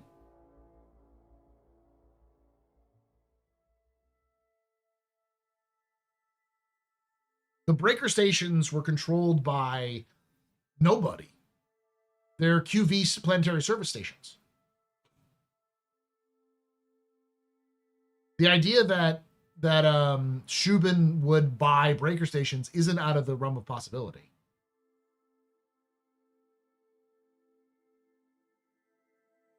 Yeah, the breaker stations are defunct. It's kind of like if you had an abandoned mine, and a new company comes in and buys the rights to the abandoned mine. Why would they want them? So the thing you have to understand about this is a fascinating thing. MISC broke mining. The prospector is one of the biggest evolutions in mining technology ever in human history. The development of the prospector fundamentally changed how mining works. So mining has become more accessible to the average person, which means mining technology has become cheaper. And Shubin has been hoovering that shit up like they were a goddamn vacuum. Yeah. It's all in the lore about the prospector, because the reason why the prospector was fucking difficult to make was that the companies that made the mining heads, would only make on industrial scale vehicles. And these vehicles were either bespoke, like the mining ticks, the kind of thing. They weren't really built for small vehicles. They're built for huge vehicles with massive power plants. They were only built for mining, but they're built for sort of huge excavations. So there was really no micro scale mining outside of taking out your fucking mining tool, you know, like the Gray Cat tools, and chipping away, or like the rock, for instance. But those weren't powerful enough to deal with the larger scale. So you had big scale and you had tiny scale, and there was no in between. And even that tiny scale rock wasn't created until like after the Prospector. So the rock, I think, is also a benefit of this technology. But in the process of creating the Prospector, MISC reached out to the company that made these mining heads, and they worked with that company to miniaturize the mining head. And by miniaturizing the mining head, they could get it to run on a typical ship's power core, which meant that you can now run a fuck ton of these things on an industrial scale ship. This has made access to materials, this combined with things like shield technology improving, hull technology improving, sensor technology improving, all of these things have led to it being easier and more affordable to get into mining. So Shubin buying the the rock breaker like the locations makes kind of sense. Yes, as far as I know, it predates the mole. We don't know when the mole was built. Let me look it up.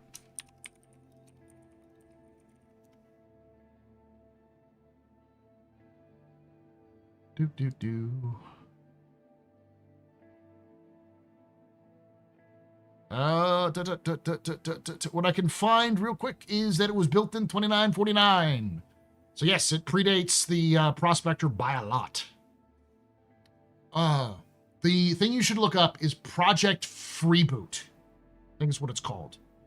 Basically, the TLDR is that MISC wanted to see if they could build unique variants on the Freelancer chassis. So they wanted to take the Freelancer and turn it into not a Freelancer. So mining, salvage, bomber, that kind of like huge transformations of the Freelancer. Beyond just like adding extra fuel tanks. And Freeboot was that project. And the one that got the most traction and actually managed to get something done was the mining version. And that was the thing they did all of the heavy lifting in R&D because they got it to work. And then after they got it to work, MISC was like, oh, fuck. We've just changed how fucking mining works. Now you can use tiny scale mining to go anywhere. So they invested heavily into the Prospector project. And when it released, it nearly failed because everyone was like, what? Why are you selling me a stupid dream that's definitely impossible? And like the year it was released, one of the few people who purchased it found a mega load because they were able to fly their Prospector in between cracks that other ships, especially mining scale industrial ships, couldn't even go. So using a combination of improved sensors and using their tiny Prospector, they got into a crevasse they were able to go through and find a mega load that was difficult for anybody else to find because of, where it was located. So they became just multi-billionaires overnight. And that report that the Prospector found this person as super load that they were able to sell the rights to and make fuck tons of money, meant everyone went, oh, fuck, I want a Prospector so I can make money.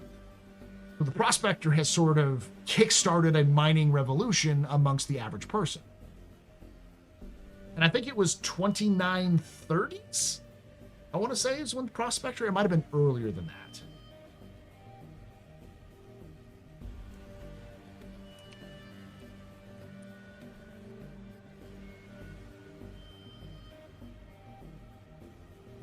'2920s, 2924 was when it was released.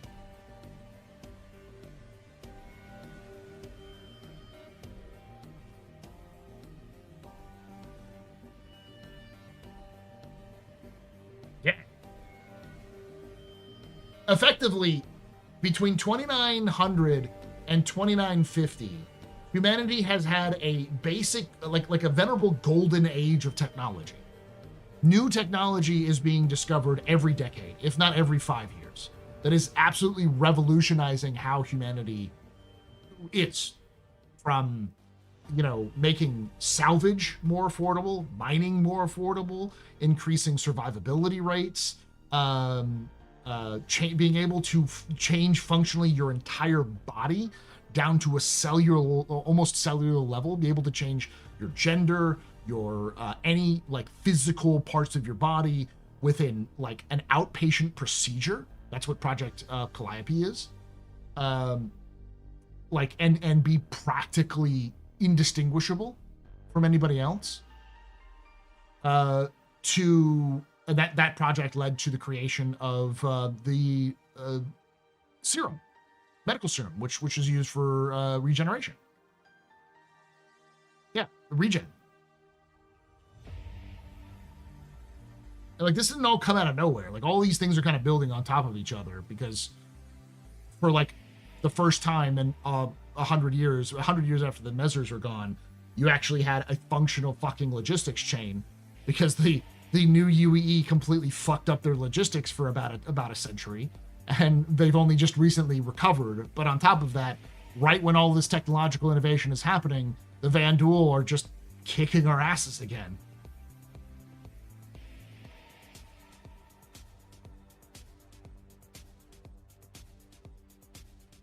I talked about tech developments in settings sometime recently. Basically, it came down to Second Life project leading the development of several unrelated major discoveries and advancements in every application in every application except what Second Life was set out to do. Were you talking about the brain scan thing?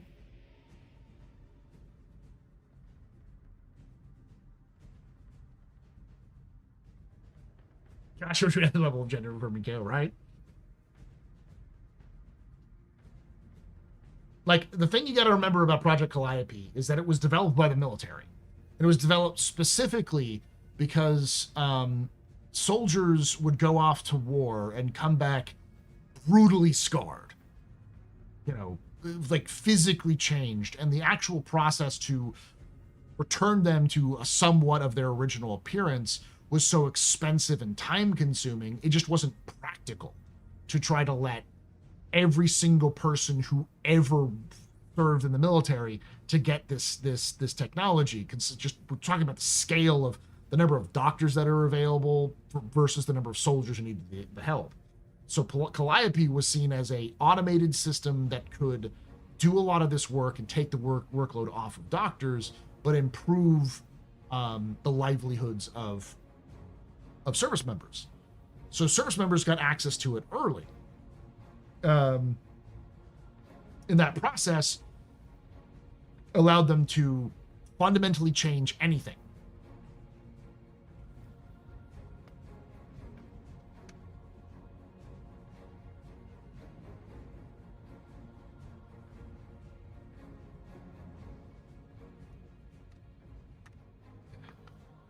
How they set up to solve the regen crisis. Oh, yeah. We were talking about the Second Life system. Yeah. So Regen ended up with black site weapons, R&D, FTL comms, and who knows what else. Yeah. But Regen itself is a failed project. The original concept of Regen was from Dr. Aka Ibrahim. Dr. Ibrahim wanted to return someone to the state they were before they had experienced an injury. So the idea was to return the personality and the memories of someone while they were alive. And all of that work went to the creation of the Ibrahim sphere, and it still failed. The Ibrahim sphere fundamentally failed Aka's Dr. Ibrahim's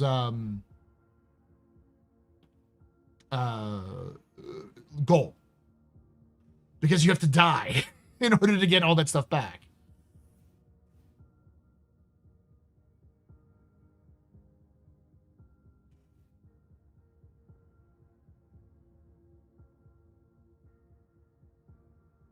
And so, like, Calliope has only been recently released to civilian use, but Calliope's been around since like 2945, 2944. So it's been around for like over a decade now. It just only since like 2950 is when it was actually introduced to the public.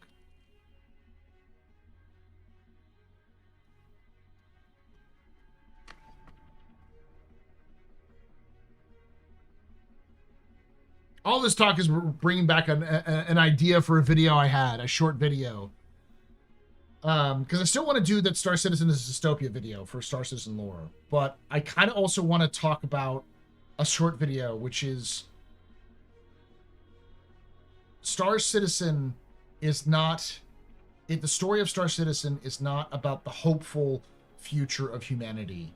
It's about the death of an empire. The UEE will fall. No matter what, the story of Star Citizen is that the UEE will fall. The Empire will not last. Things fall apart. The center cannot hold. No matter what we do, no matter how hard we try, the UEE will fall. We cannot stop that from happening. That was said about before the game even began. However, the players will decide what happens after the fall. What rises from the ashes of the UEE.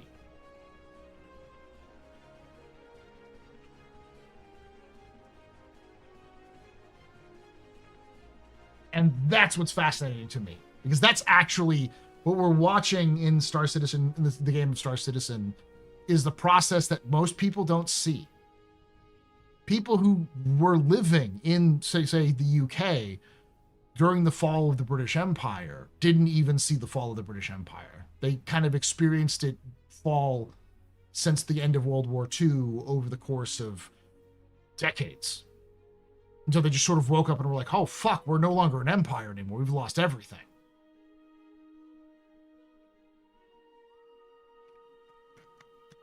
I'm pretty sure everyone can see the fall of the American Empire. It's not going to be dramatic, and the empires don't fall like that. Even if America fell apart tomorrow, it would still have enough structure around the world to keep the American Empire's influences going. I don't know what I think about it right now. I know.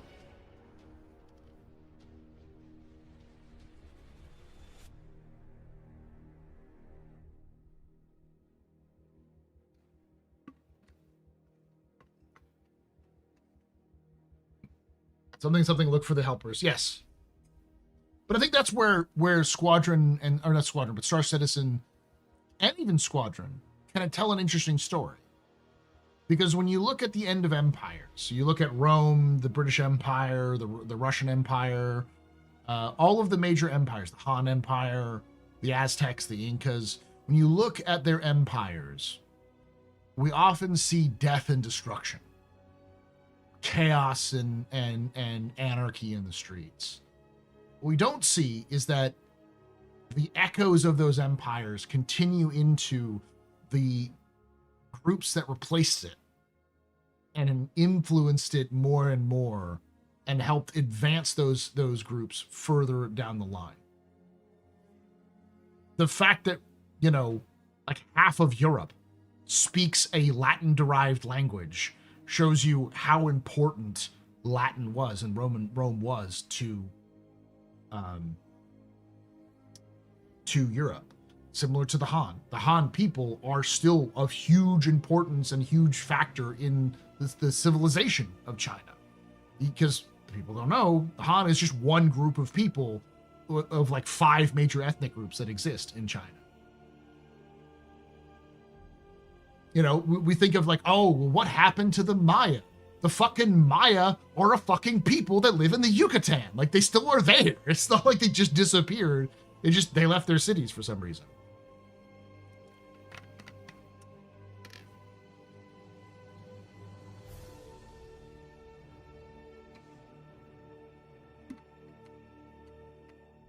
And that's the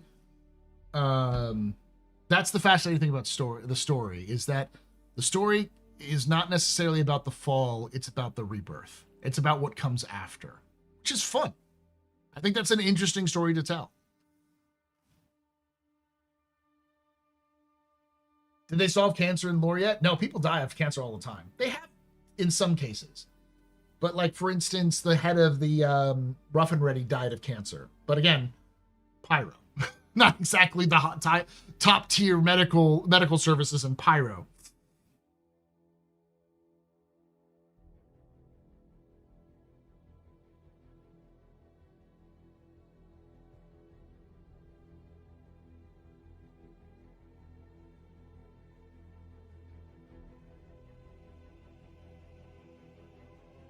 Do you hear the... No, it's do you hear the whispers of the prophets?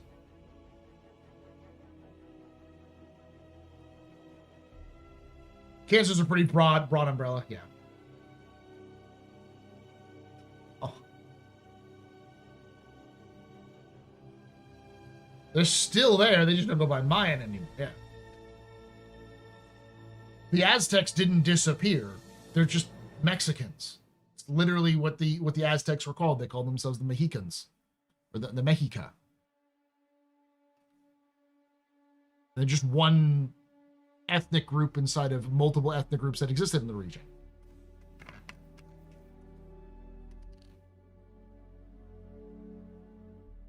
Doing Dove King, how you doing, buddy?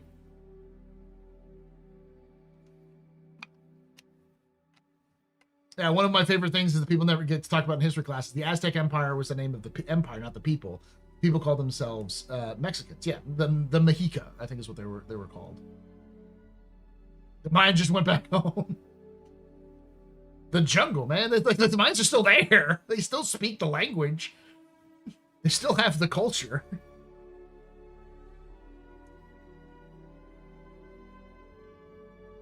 The Ozymandias quote, what was that from originally? Was that a Lord Byron quote? I think that was a Lord Byron quote. I love that one. It's not real, but it's a great example of how nothing lasts forever, because Lord Byron was a like I should say Uncle Byron was a sad sack of shit.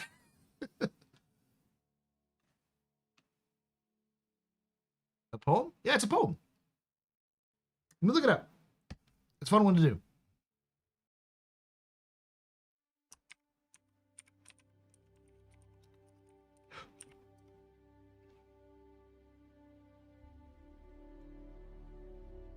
It's called Percy Bysshe Shelley. I think that was the husband of Mary Shelley. Yes, Uncle Percy. Not actually my uncle, but like Cam likes to call Mary Shelley Aunt Mary, so I was just like, we'll just call him Uncle Percy. This is the full poem. I met a traveler from an antique land who said, 2 vast and trunkless legs of stone stand in the desert. Near them on the sand, half sunk, a shattered visage lies, whose frown and wrinkled lip and sneer of cold command tell that its sculptor well those passions read, which yet survive, stamped on these lifeless things, the hand that mocked them and the heart that fed, and on the pedestal these words appear. My name is Ozymandias, King of Kings. Look on my works, ye mighty, and despair. Nothing beside remains. Round the decay of that colossal wreck, boundless and bare, the lone and level sands stretch far away.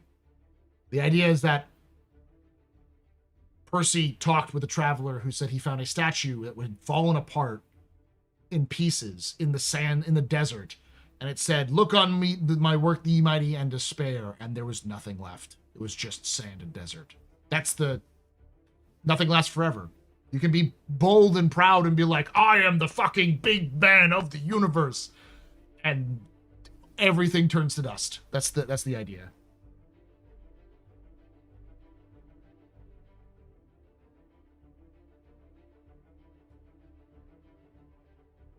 All right, the marathon game had to go at that poem. Yeah. Hey, Dig Dug. Entropy's a bitch.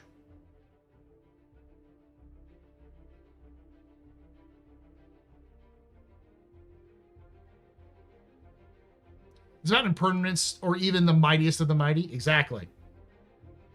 A lot of Percy Shelley's poems are like that. A lot of Mary Shelley's work is like that. They were very depressed. They were very depressed people.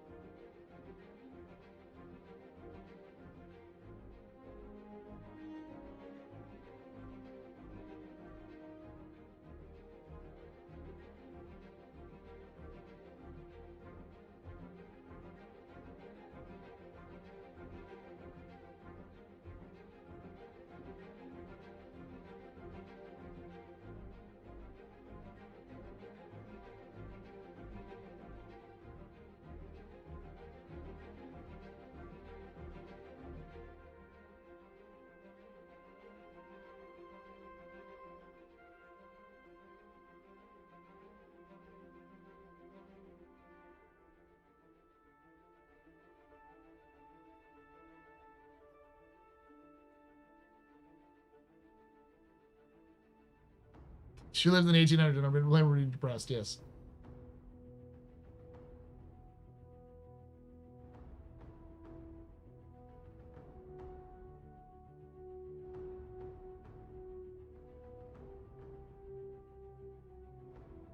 Ben and Byron doing a lot of Ludlum, I hear. Well, it's, as I always like to talk about, because I always like to talk about how Mary Shelley, the reason why we have science fiction is Mary Shelley. She is everyone thinks of her as like the creator of modern horror, which she is, but she's really the creator of modern science fiction. Because she did the thing that all science fictions, that Michael Crichton, we talked about earlier, was doing, which is she took a thing that was happening in the time that she was living in, and she was writing about it as speculative fiction in a way that was both a warning and an analysis of humankind, of like human mind. But how Frankenstein came to be was because they were trapped in a mansion in the Alps because of a major snowstorm. It was Mary Shelley, Percy Shelley, and Lord Byron were trapped together, and they were all decided to write ghost stories, and she wrote what would become Frankenstein.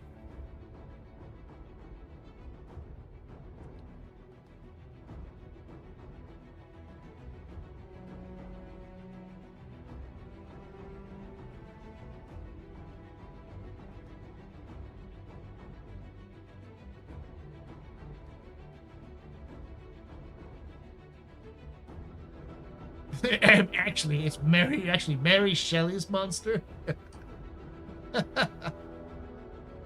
Horror is an aspect of science fiction. It is, but I think so many people think of Frankenstein as like modern horror, but most scholars would call her the originator of science fiction. I like to call her the godmother of science fiction. She sort of laid the groundwork that other people would pick up as they went along. Because it was horror, but it was horror through the lens of science.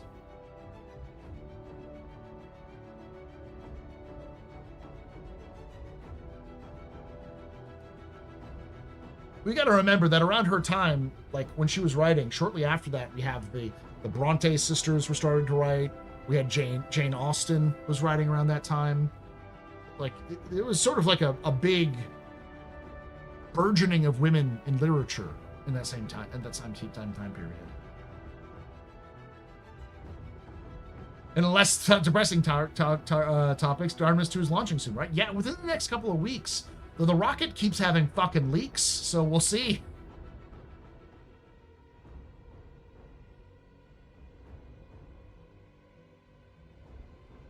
This feels like romanticizing the near past, though. I'd love to remind people about the tale of Talos, the ancient Greek robot. That's great, all well and good, but it's like people saying, well, technically, the Vikings were the first Europeans to discover America. It's like they didn't do shit. The Vikings arrived in Newfoundland, fucking got killed and left. So, like, while they technically were the first Europeans in America, they didn't really have the impact that the Spanish did when they came to America, for good and ill, for the entire fucking planet. There were plenty of science fiction stories before Mary Shelley, but Mary Shelley cracked the fucking door open for other people to go through, to actually build an interest in science fiction.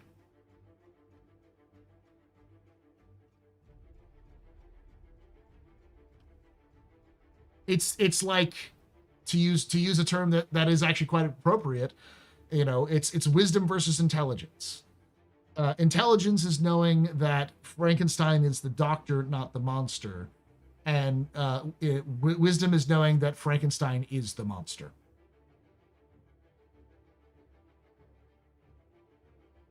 Same concept.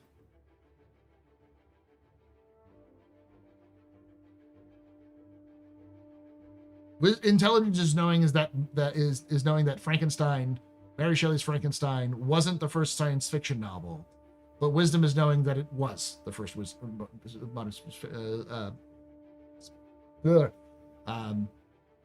science fiction novel. They're both monsters in my book. I'm interested in Artemis too, because it's just one loop of the moon, I believe, right? I'm so surprised that it's launching soon, because like it just feels like came out of nowhere. When is the launch of Artemis 2?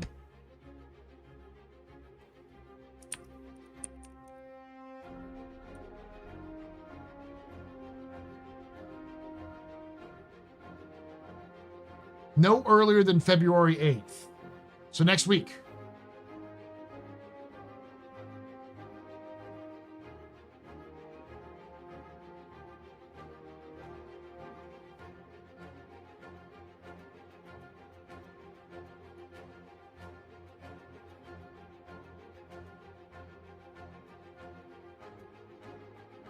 Shouldn't the Red Festival begun by now? When is the Lunar New Year?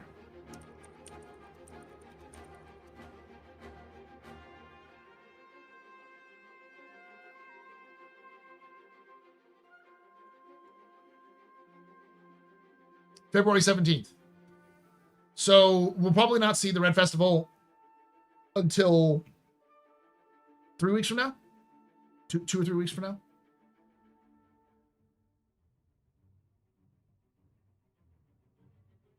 The crazy thing is that if all goes well, we not only will have a manned space program, we'll have 4 people orbiting or going around the moon for the first time in like damn near a fucking century.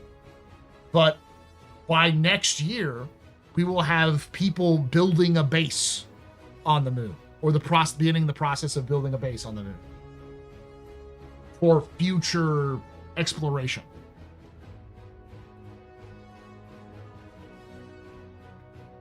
And they'll have an actual toilet.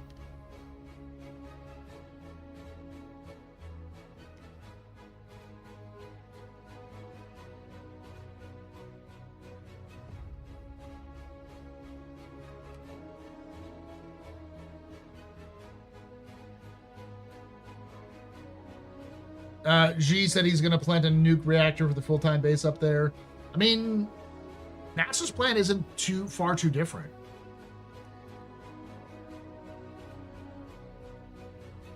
It's called Kessler syndrome, Vix, is what you're talking about.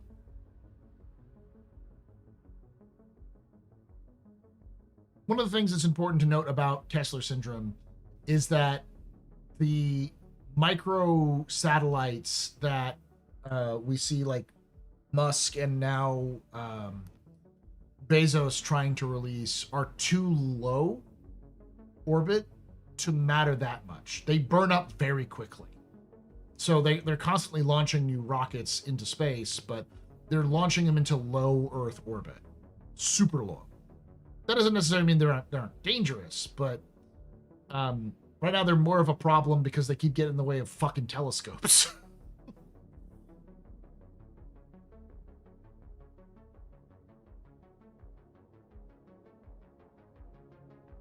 Then we'll be wailing on the moon.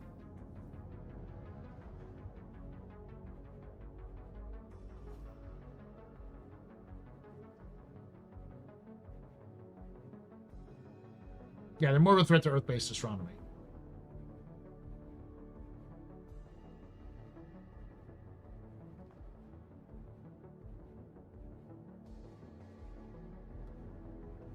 The ISS is getting decommissioned soon.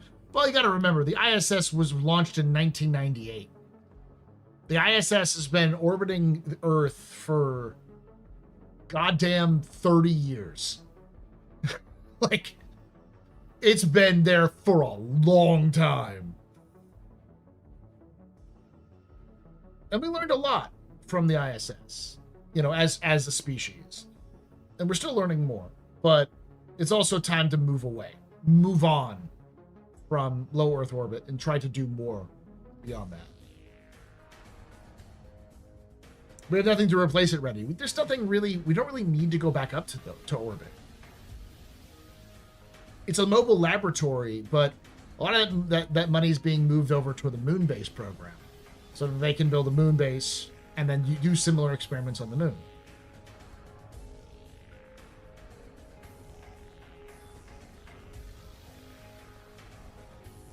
Fact check on what?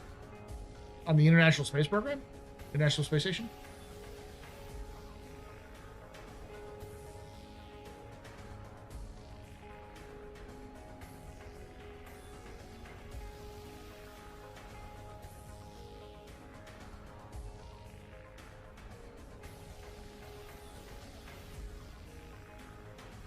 So the ISS was released in 1998.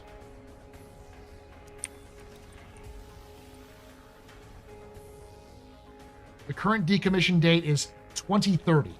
We still got 4 years before the ISS is decommissioned.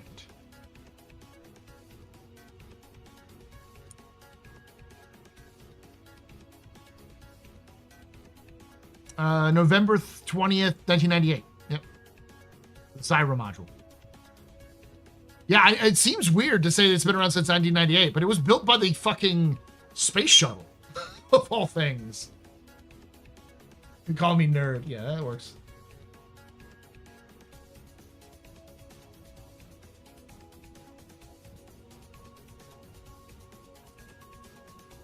The moon base at the end of Artemis mission and the refueling station in lunar orbit replaced the ISS.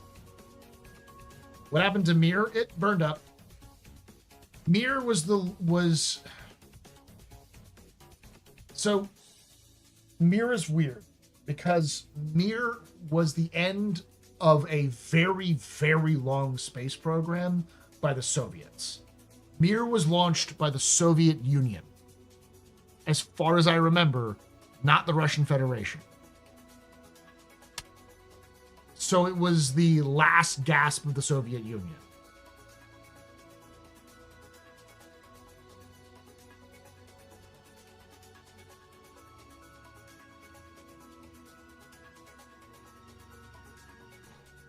Yeah, it was decommissioned 2001. 2028 or something? I don't know. All the information I found was that it was 2030. But 2028 is, 3 years early.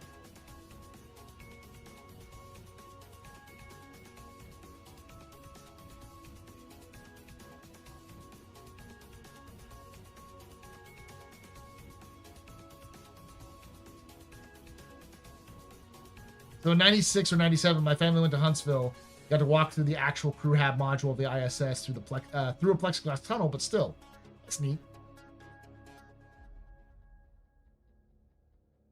Has there ever been a point in history where people didn't live through interesting times?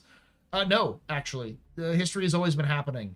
The reason why you are experiencing history the way you are now is thanks to information technology. Never before in human history have so many people been educated, have access to news, and have access to news at such rapid paces.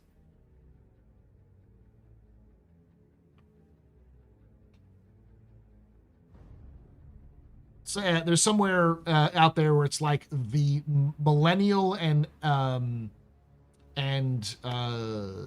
Gen Z generations are the most well-educated generations ever of humanity, collectively. Because they have more college degrees, they have more high school diplomas, like they've been through more formal education and have more degrees than any other generation.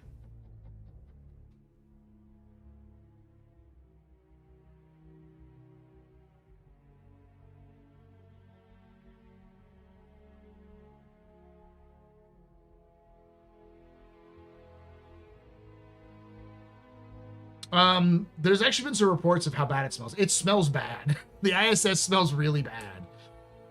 But you get used to it.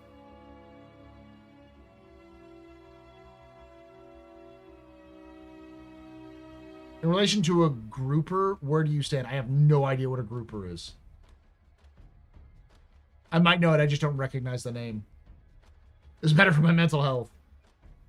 Here's the secret, y'all. If you're tired of seeing history happen, it is totally okay to just not see social media. It's okay to watch Paul Shelley do stupid, weird things on the internet and talk about video games. It's okay to read a book, to go out and enjoy nature. Because the other thing that's important to understand is that we're very isolated as a people right now, just as humanity, because it's very difficult to be in social places. So going out and finding social things to do and to connect with other people, you realize that shit isn't as bad as you think. Not to say things aren't bad and people shouldn't do things that are improving the lives of people, of course. But you don't have to put the weight of the world on your shoulders. It's okay to enjoy things. Please fart in the airlock.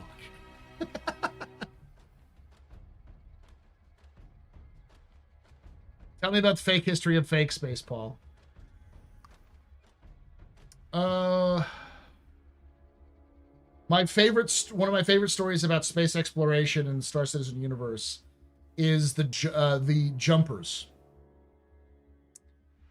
So Jumpers is the collective name that you could kind of just say are weebs. In the Star Citizen universe, if you were a jumper, you were a space weeb.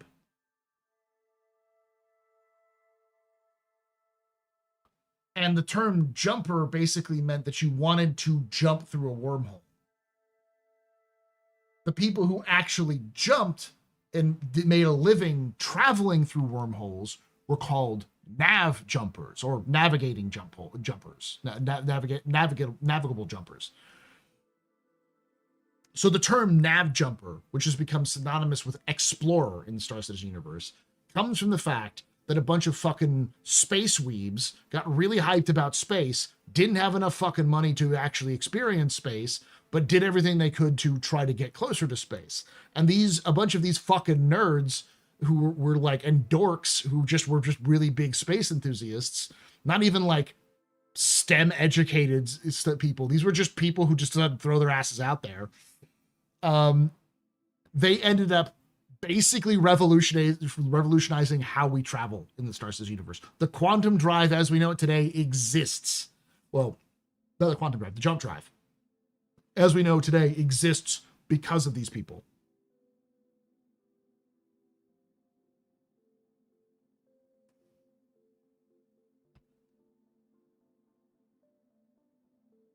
Like, I can't tell you how many times random fucking jumper clubs, basically like think like an anime club or like a science fiction club or something like that, of just people who were like blue collar workers, like working on terraforming or doing, construction, that kind of stuff. Like those folks just did I just get a huge everything's turned off. That's fine.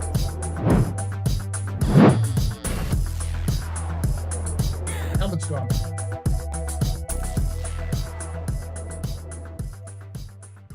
Northern Trooper just resubscribed for 31 months. I too have watched October Sky in school. Thank you so much. I too have watched October Sky in school. Thank you for 31 months of support. You're very important public rampants, Mr. Rain Pedestrian. Oh, I didn't see the Night Cobb also resubscribed. Whoa, and Mason? Damn. I'll be right back. Sorry, I have to use the restroom now. Professional, yes. And I also want to turn on the sound alerts so you can actually hit the button.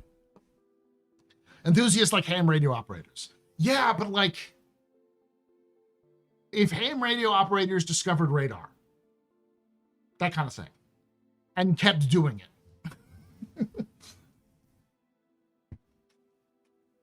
Stand by for Titanfall. Barcelona! Barcelona! Weapons free, y'all.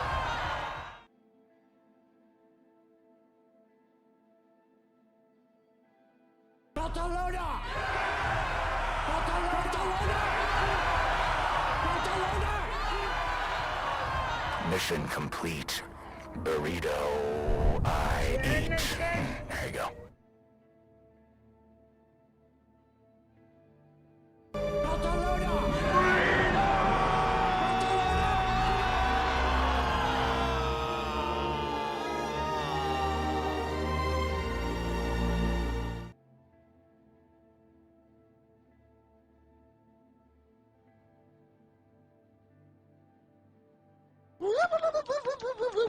Stand by for Titanfall.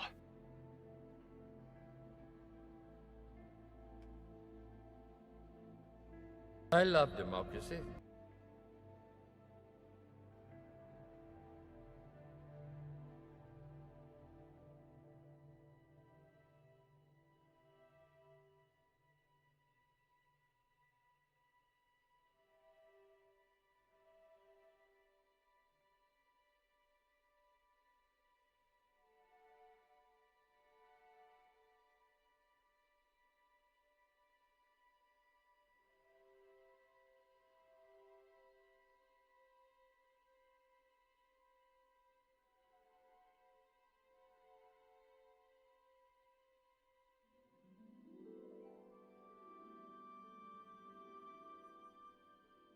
Everybody and his dog calls himself an outlaw.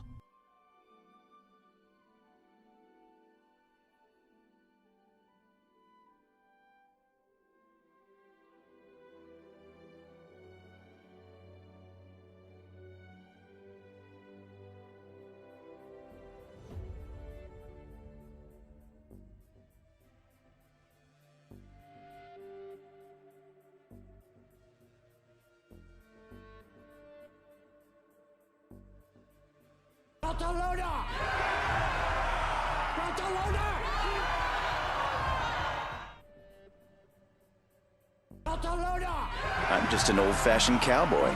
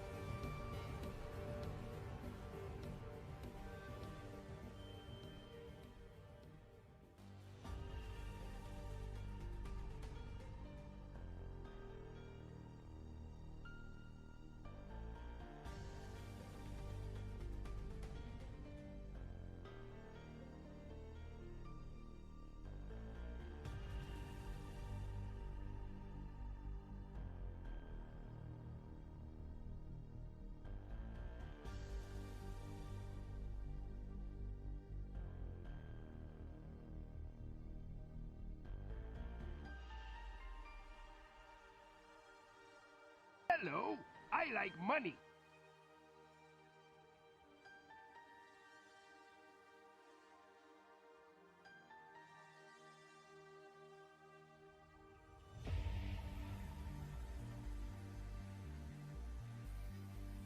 Barcelona! Barcelona!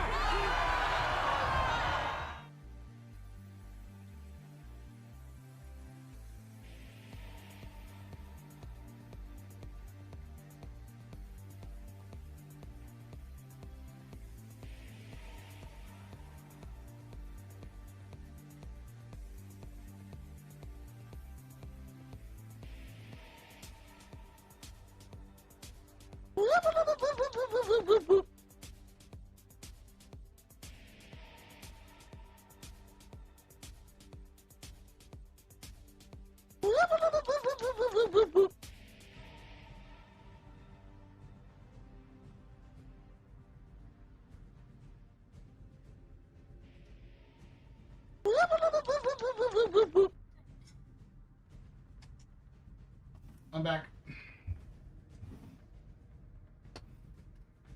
I'm turning it off, chat. You're cut off.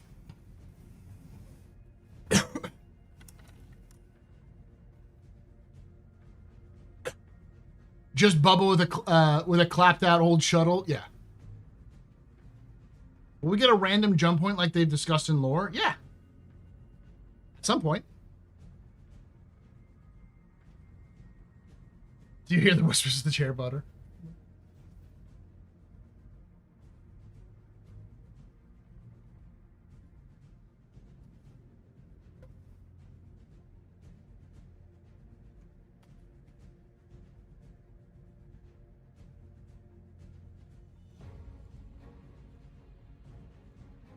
One of the funniest fucking things about Star Citizen lore is that pretty much humanity's thing compared to all of the other races is that there's too fucking many of us and we're too well armed. We're basically just very angry ants with nukes to the rest of the world, the rest of the universe. Like, we're not nearly as advanced as the Xi'an. Like, we're more advanced than the Banu, but like, kinda. There's no reason to fuck with us. Like the Vanduul, we could easily kill. Like, we destroy the Vanduul all the time. They just keep coming back.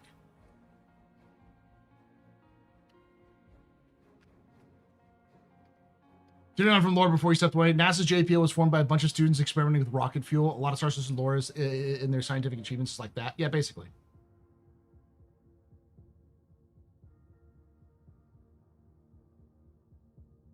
We're escaping. Yes, yes. Yeah. So the thing about the Vanduul is that they're fucking smart. Their leaders are far smarter than our leaders. And it took like 200 years before we actually had leaders who could do the fucking work. Because you got to remember that the Vanduul are not a constant threat. They're a ebb and flow threat. The first system to fall to the Vanduul took like 50 years from first contact to actually fall. It's not the guys with the spears that you need to have the issues with. It's the guys telling the guys with the spears where to go. It's the dude who was trying to tell his leader, yo, dude, you're making a fucking mistake. This is a trap.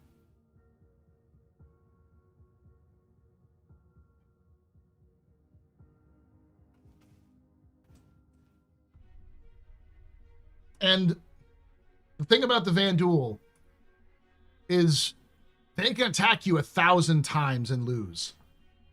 They only need to win once to win.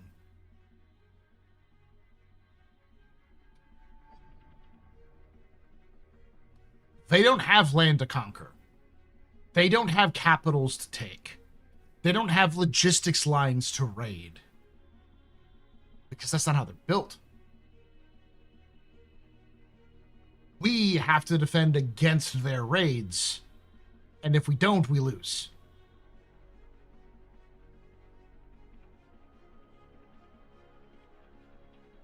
The Vanduul are chummy with the Banu, right? Seems sus. Some of them are. Not all of them. That's the thing. Hey, Nick, how's it going?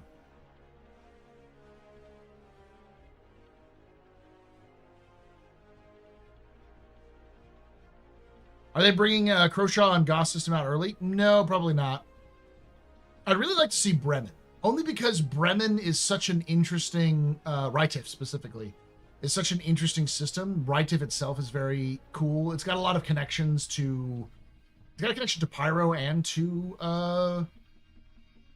Terra, I believe. Definitely has a connection to to Vega.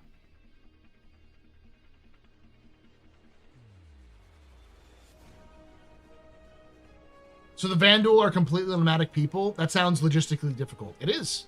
So as far as we understand, the large central ships of the Vanduul fleets, like the King ship or like capital ships, are basically their homes.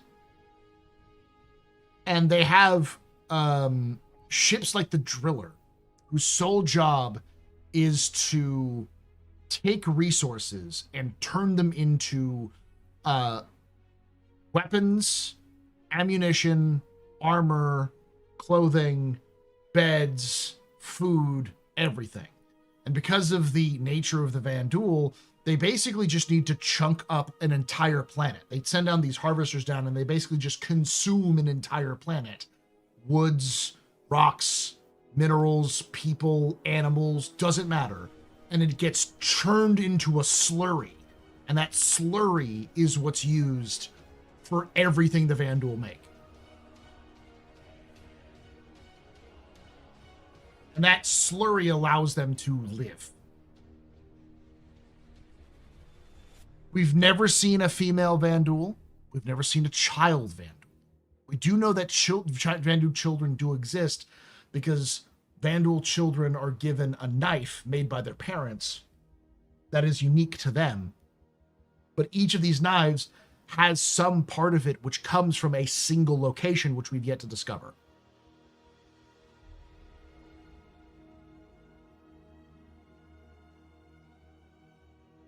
So what, they have nano construction checked? We don't know. That's the thing about the Vanduul, is that the Vanduul have automatic destruction systems built into their ships. So it's very rare that you capture a Vanduul ship intact. And the more we've discovered of them, the more we've discovered that they don't really have nanotech. They have biotech. Do the Onyx missions. When you do the Onyx missions and you do the experiments to get to Site B, that experiment, one of them you can do is to basically take biomatter, throw like dead biomatter, throw it into a big chamber, hit the fucking switch, and feed the blade that's hanging over. You're feeding the blade when you do that. The blade is partially alive. And it uses a biomechanical sort of device, or sort of like lining inside the cockpit to keep atmosphere out. So Vanduul ships are partially alive. And it's not like, oh, it's an animal. It's like a tree. Like a plant. Like a fungus. It's not really alive in the sense that we would like it, like it can talk and has social structures. It's alive in the sense that it breathes and consumes.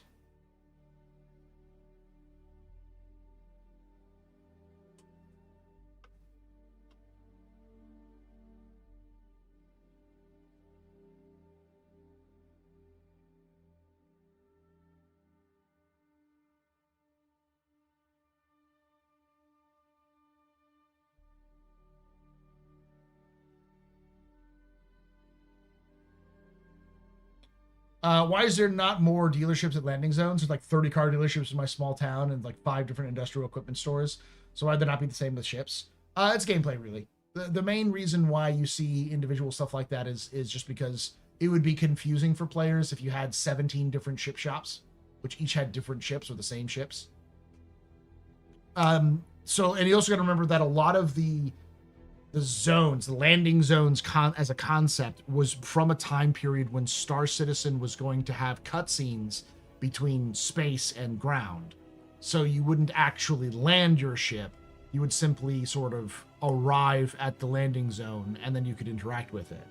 So it was an old style, like classic freelancer, privateer style landing zone.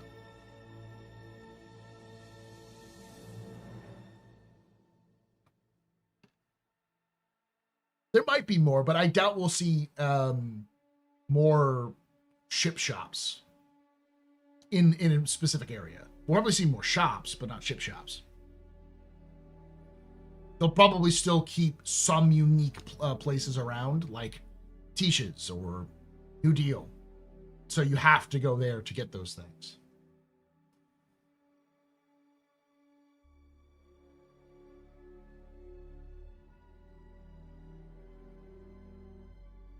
It really depends on if the servers could handle having a regional Anvil office and Drake office where you could go buy those ships from there.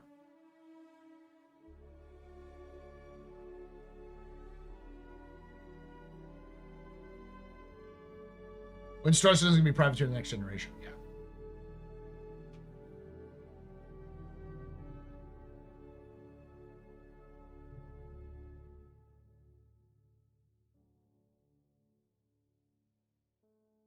We were promised NPC crew back when we were planned to be more like StarCraft. Kind of.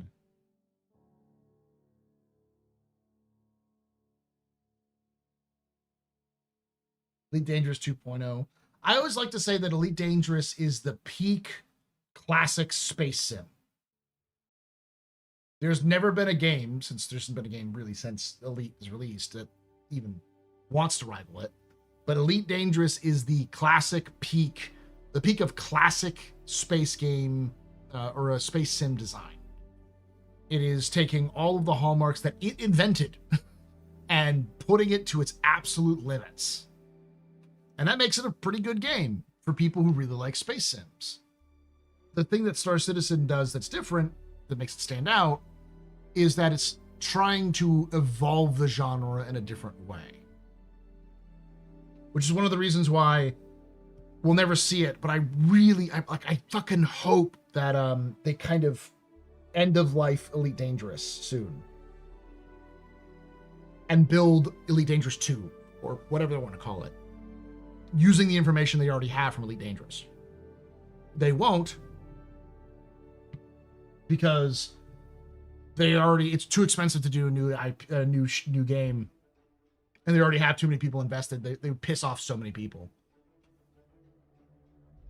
Isn't that what Horizons is? It's what it was supposed to be, but it's still based off of the old thing. Like let me give you an example. The problem with Elite is that from its foundation, it was built as a space sim, not a space game. So the things that exist in Elite at its core building blocks were built around the idea of you are the spaceship. And that cannot be broken. They will likely never change that. Because for you to get up and move around your ship while it's flying would require some fundamentally new technologies, which I don't know if would be possible for them to layer on top of everything else to make it worthwhile.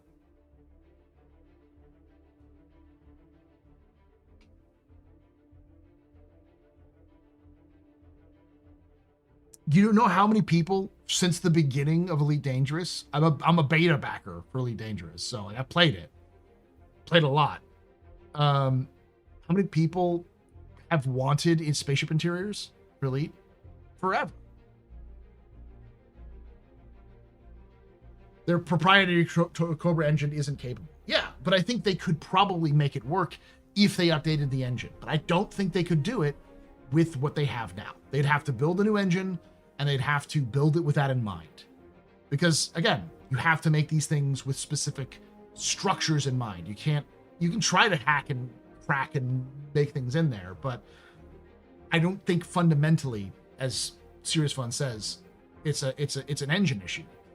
You could make it work, but you'd have to build the engine or have elements of the engines out to make it work. That's one advantage of CIG's movement with Star Engine, is that they've sort of hacked and cracked their way through and rebuilt the engine from scratch in a way that other companies just didn't have the luxury to do.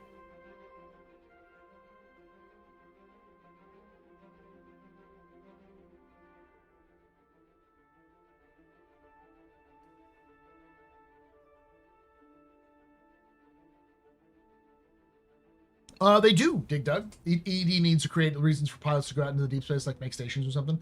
They do. They have been forever. We're on Distant Worlds 3 now, I think. So like they have things that happen all the time. It's just like I feel like Elite could be so much better. But I don't think it's possible without them doing an Elite Dangerous 2 or whatever sequel follow-up to Elite Dangerous they would do. Like, Elite Dangerous could legitimately, or Elite could legitimately rival Star Citizen in everything that Star Citizen does, and better. But I don't know if they could do that with Elite Dangerous. Players can't create stations, so they can help create stations in the sense that you can build stations in the universe.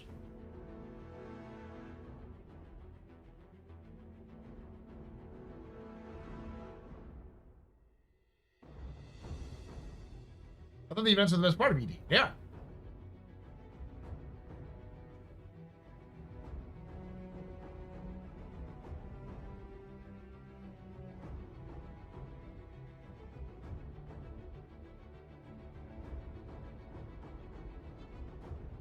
I remember that. I thought Frontier made them had players gather resources for them to come to be. Yeah, you had gathered resources. You brought to an area to build a station.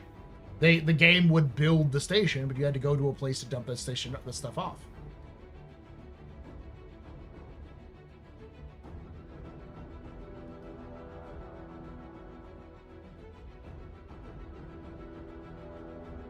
I think you're crazy, Saint Tycoon. I don't think they're going to increase the size they're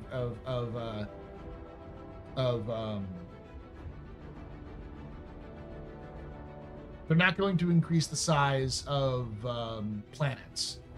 I do think they're going to change how points of interest work, but if they change how points of interest work, I think they're going to have to completely remove things like bunkers, and so they're going to have to completely redo bunker missions. So that's one of those reasons why they're probably taking their sweet time to get that stuff done, like Starkitect done, because they also need the mission system to work so they can easily connect it into Starkitect.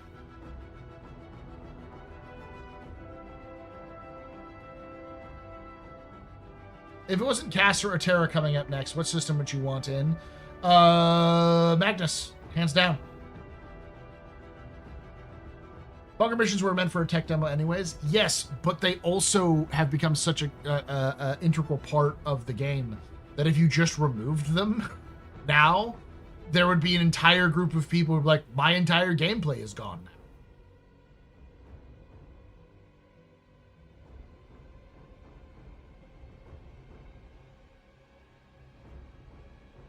Is Game Dev Con in March or whatever event? We're getting the first Squadron 2 commercial drop? No. Nope.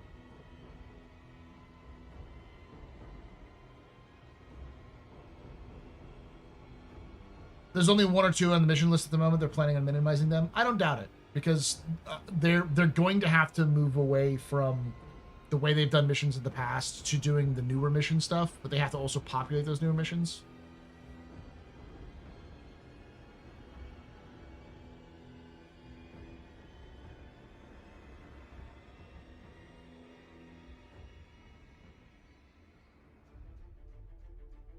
So, the thing you got to remember about Star Citizen planets and moons is that they're built to scale for both the engine, but also what CIG wants things to feel like. So, like, planets are scaled to a smaller scale than moons. Moons are slightly bigger than their scale should be. Like, I think planets are like 1/2 scale. And planets and moons are like 1/3 scale or something like that. And the distances are dramatically shortened because of that.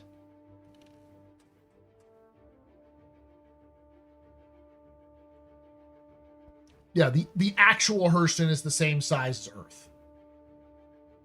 Like in game. Most of the moons are the size of like the landmass of India or Russia. Magnus is where Drake is headquartered. It's where Berea is, which is the main planet of the system. And they've got Newcastle and Odessa that are the main landing zones. And Odessa is the main landing zone where Drake has set up. They're a former exclusive military place. This might be... we got a bunch of old folks here. It's Alameda. It's basically Alameda. For those of you who are around or know Alameda. For those of you who don't know, Alameda is an island in the San Francisco Bay Area that was controlled by the Navy for pretty much a century or longer. And it was one of the major kind of logistics hubs. And just around the corner from Alameda was where the, at least some of the Kaiser shipyards were. It's like a lot of shipyards were in that region. And Alameda was just in the San Francisco Bay Area. And so, like, that's really what Odessa is like. The joke is it's Detroit, but it's like Detroit if it was a military system. Yeah. I forgot it's in Star Trek. I forgot it was in Star Trek. Thank you, Rimiko. It's the planets are 1/6 scale. Well, Jupiter is 1/10, and I think moons are 1/3.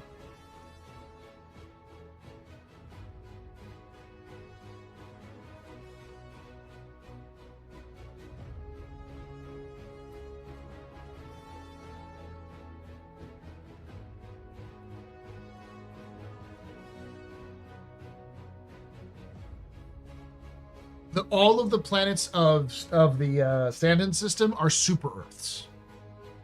So their actual sizes aren't bigger than Earth in terms of in-game, but their sizes in lore are bigger.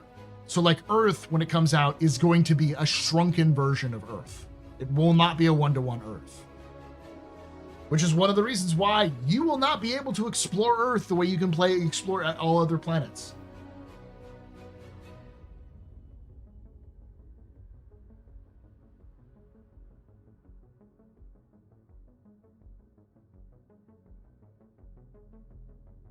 Not only is the like 1-to-1 scale too resource intensive, it's not as pretty.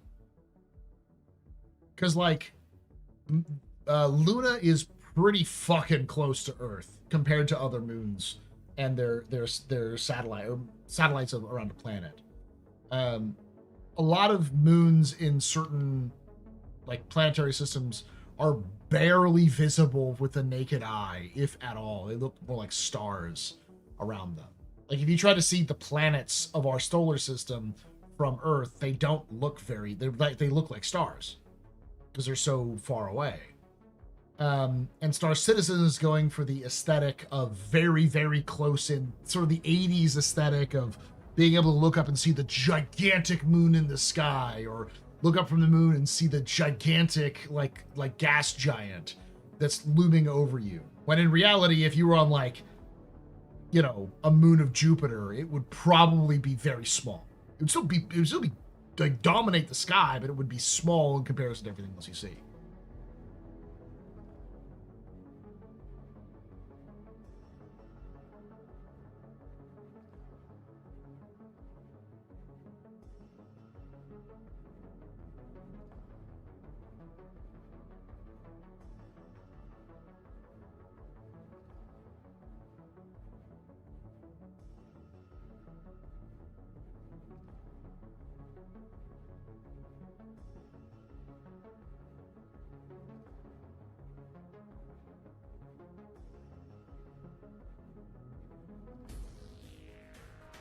So it's an aesthetic choice. It's a scale choice in terms of travel, because at 1-to-1, even at the speeds you're traveling at in Star Citizen, like, look it up. What is orbital speed? Minimum orbital speed.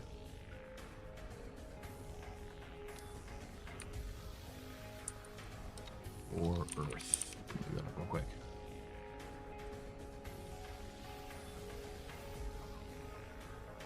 About 28,000 1,000 kilometers per hour.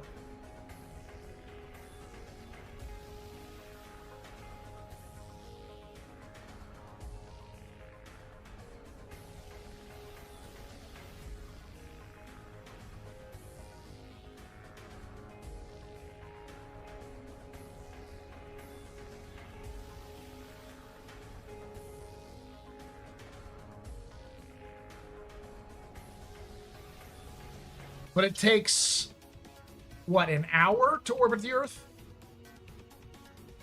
Less than an hour?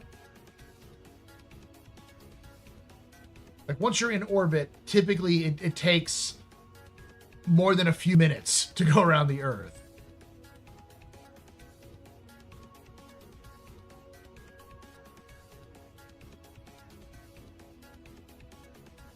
"90 minutes. Okay. And that's going at incredible speeds. Speeds that we probably can match in Star Citizen right now. But barely. Without cheating using quantum. So if you can imagine having to fly in a 1-to-1 scale from the ground to space at the speeds that we're currently going at, it would take several minutes to get out of the atmosphere. They did that once, where it would take you like 3-4 minutes to get out of the atmosphere. Nobody fucking liked it.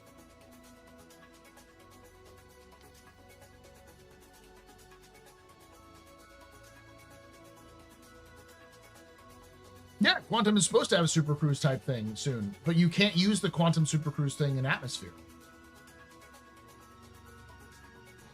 You have to get out of the atmosphere to use it.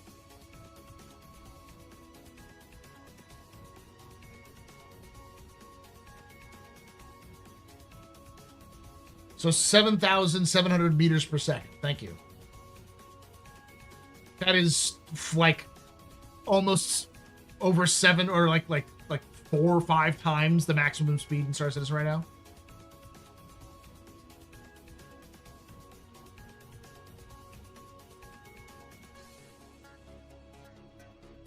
Now, sure, CIG could make quantum boost basically instantaneous, and you could use it from right out the gate.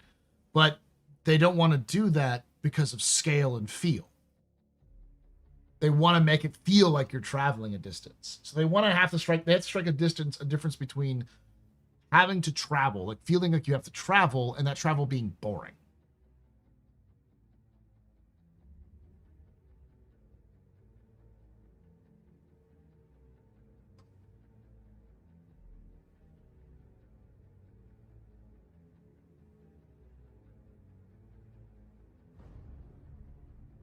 So that's the reason why they scale it. They don't just scale the planets, they also scale the distance to make sure the scale sort of makes sense within reason.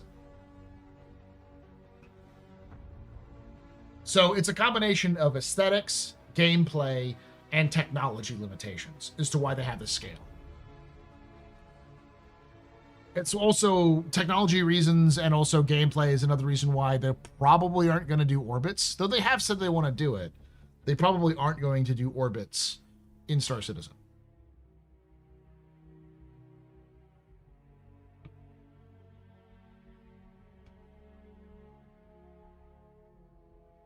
The problem with how long it took to leave the atmosphere is that it didn't feel like you were going anywhere. If they could have solved that, it'd be more interesting. Yeah, but it's not really the same as like a rocket where you just feel like you're getting your ass kicked in the back to leave. And I don't think CIG has the desire to, nor the time and capabilities to solve that problem. The problem is just make it shorter.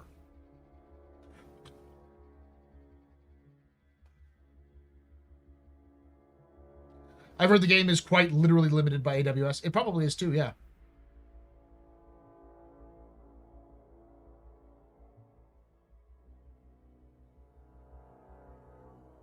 Did they also discuss that you could possibly fall out your quantum boost? Yes, you can.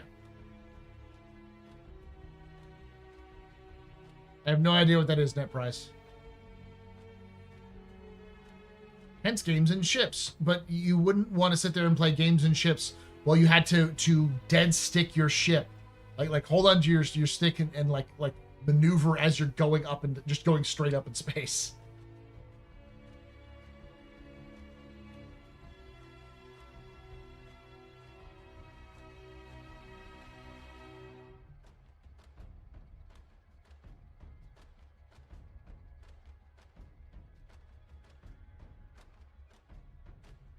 I don't know if 24 times larger means it would dominate the sky though. Like, it would still be, like, the major feature of the sky. But, I mean, like, what I'm talking about is, like, the science fiction, like, it is, like, you can see the curvature of the planet, but it's like you could barely see a sliver of sky, and you see this gigantic planet above you. And they want that sort of thing to happen for every place. Like the scale that you see Crusader at from the moons of Crusader is far bigger than it would actually be at its size. The curvature of a planet. Yeah, the planet is a basketball court now, and it even has basketballs. Hey, Arky, how you doing?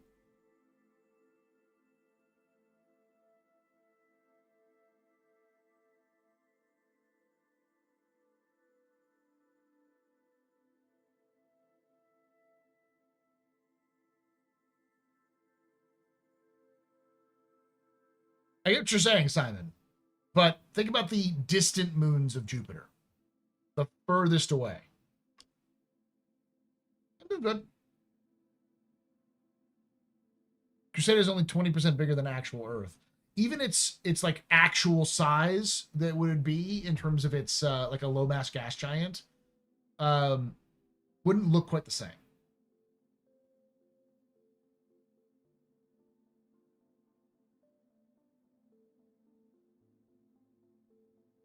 On a clear night, you can see Lake Armstrong on the moon. Yeah, but like, it's different. I mean, like those.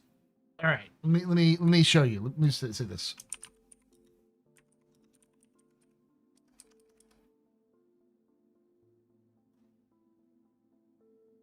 This is what I'm talking about.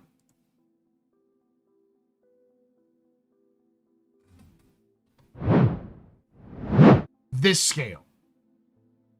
This is unrealistic. Stuff like this. This is what CIG is sort of shooting at in terms of like scale for stuff. Like seeing how close these planets are. Why? Because it looks cool as fuck. This looks cool as fuck.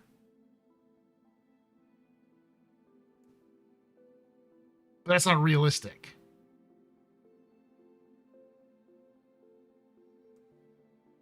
Like this sort of thing.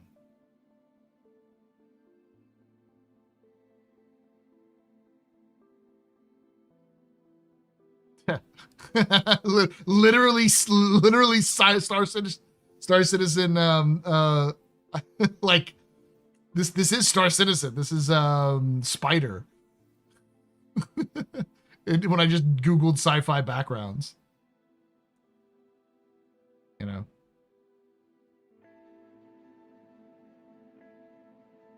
Like these are like the classic sort of cool landscapes, that kind of stuff. But this isn't what really it would look like from moons and on planets and stuff like that. It'd be very, it doesn't look as cool. You wouldn't be able to see these sorts of things frequently. Yeah. Helldivers 2 Skybox style, yeah.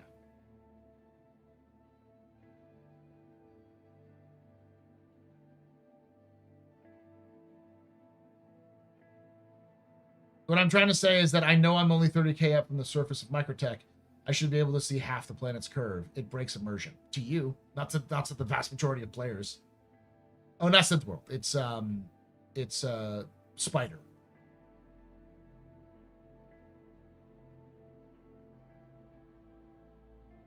All right, before I go, literally one of these is, this is Terra, right? This is Terra. And you could kind of see the inspiration with Terra and like these sorts of pictures and stuff like that. They're all in the same sort of vibe.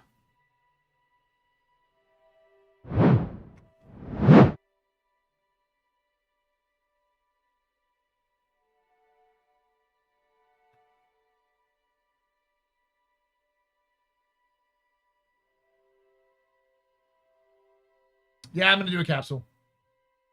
I've been going for 3 hours. Yeah, I should probably do that now. Boop, boop. Let's do the capsule.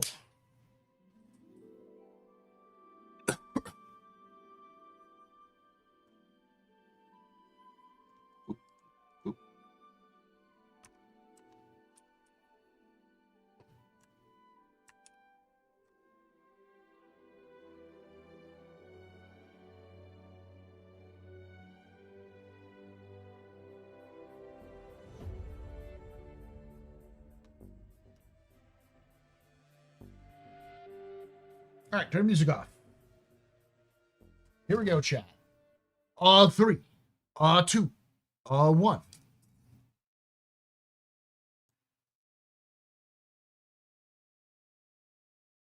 Oh. Hello. Welcome to another office hours.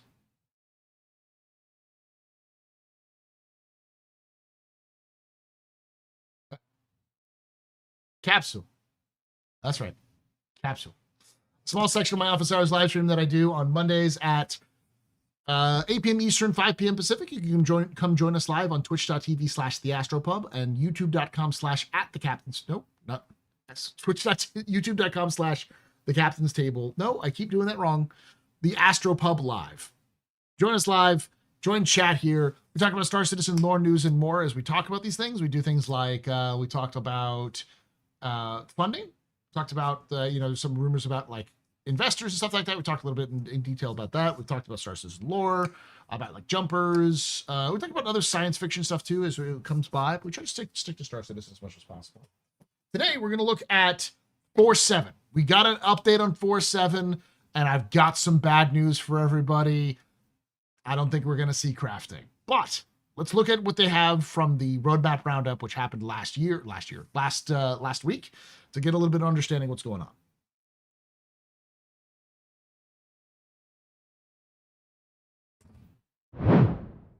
All right. So, 4.6, Aurora series Gold Standard. Updating the Aurora series to Gold Standard and improving, including updated art, gameplay updates, physicalized components, and refreshed HUD, and more. This has been released. RSI Hermes. Implementing RSI's new medium freighter, large capacity, fast pace, high endurance. This card has been set to release.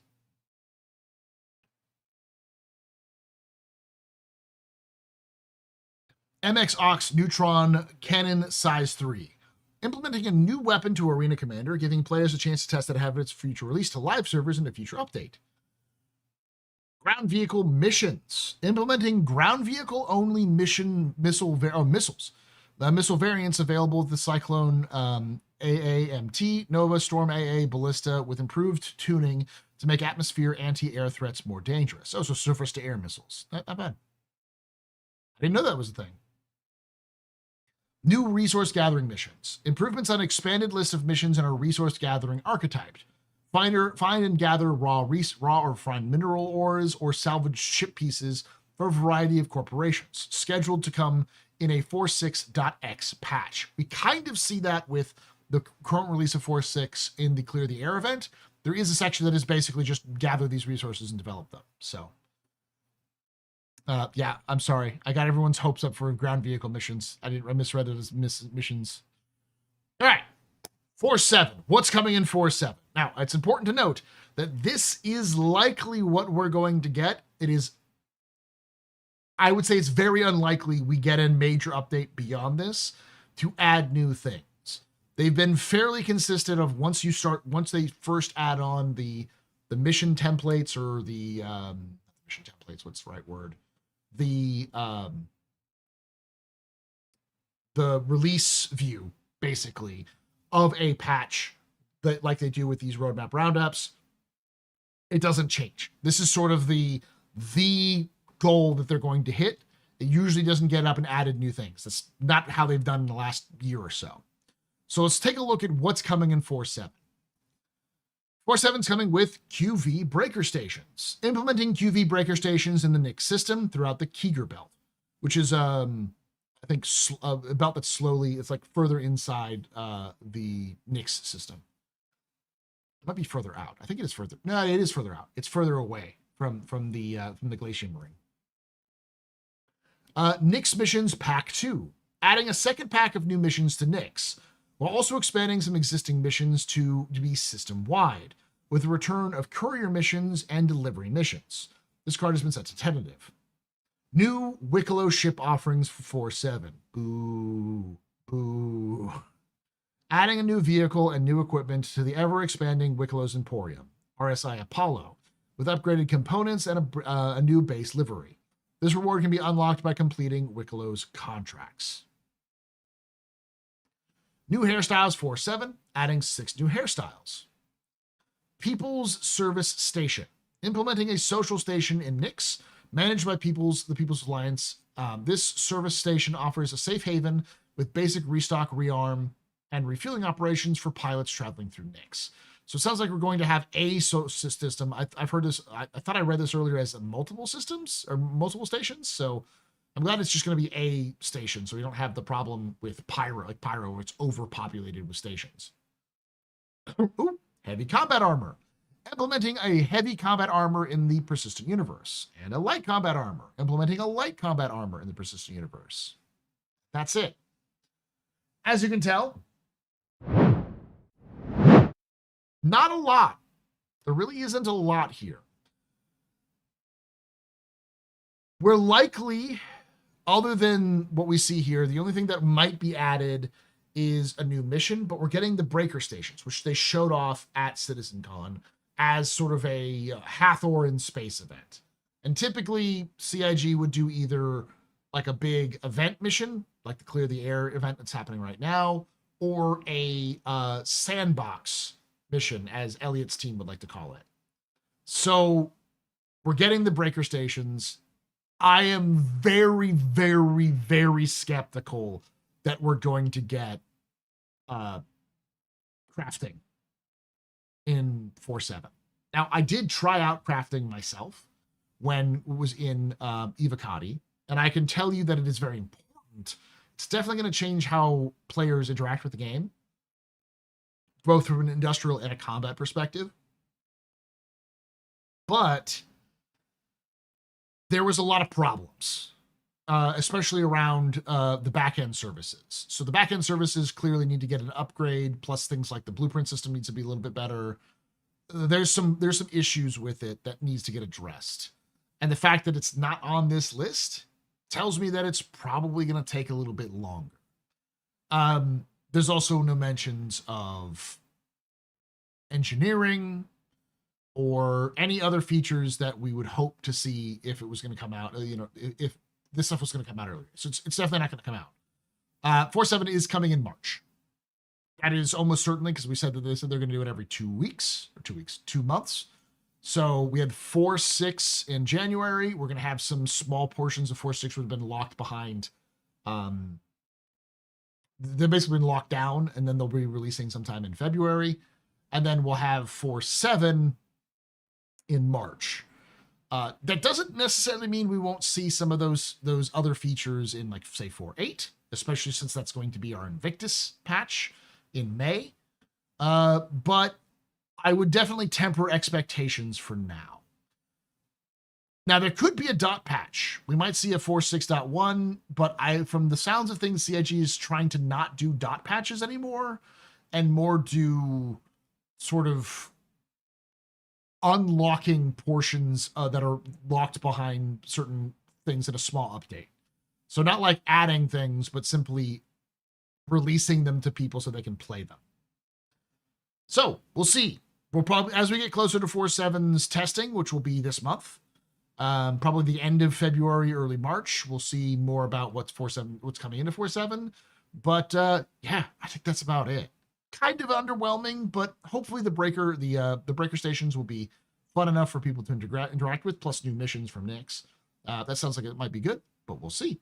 As always, let me know in the comments down below your thoughts on anything I just said here. If anything else, join us live, twitch.tv/theastropub, youtube.com/theastropub We will be doing the January monthly report for 2026 next week. So keep an eye out for that one, because that is coming out this week as I'm recording this, but because we've moved it from Thursday to Monday, it's sort of off kilter. So we'll see it coming out there. Thank you for watching. As always, comment down below. Do you think I'm crazy? Do you earnestly believe we're going to see crafting? I know there's a lot of hope for it because of what was being one of the release rewards for the Clear the Air event, and plus the testing and such. And of course, hit the like button, subscribe for more content, and hit the bell icon to be notified when these release. And like I always say, hope to see you someday in the black.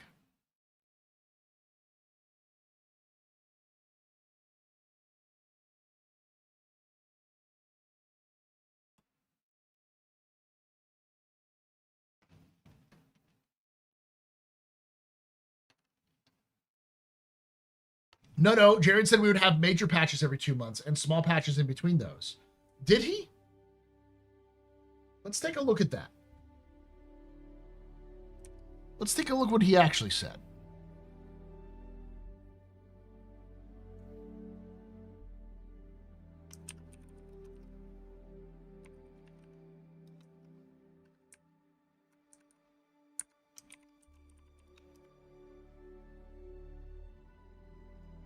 Each year of Star Citizen brings with it a new beginning, including new content, and manner in which we make our games along the way. In 2025, this saw the biggest change to our behind the scenes. And now into 2026, we continue our yearly evolution as we head into the upcoming Alpha 4.6. Now, instead of a patch every month or every quarter, this year we'll introduce a new bi-monthly patch cadence. As we head into the upcoming Alpha 4.6. Now, instead of a patch every month or every quarter, this year we'll introduce a new bi-monthly patch cadence, which is one every 2 months for those of you who appreciate homonyms. No. That means that you're going to see big releases like 4.6, 4.7, 4.8 and the like in January, March, and May, and so forth and so forth and so forth. And between those patches, we're going to try a new initiative that'll still deliver smaller chunks of in-game content to keep things interesting, like the recent pricing surge on commodities from last week. And in the future, new mission contracts, new loot, and even new spaceships, and all without the need for a big, mega, full patch release. Notice he said content, the way he said it. He didn't say, yeah, he said big, mega patch release. He means patch. We're not going to see a patch, a 4.6.1, because everything in 4.6 has already been tested and put into the game. They're just going to unlock what's already been put into the game.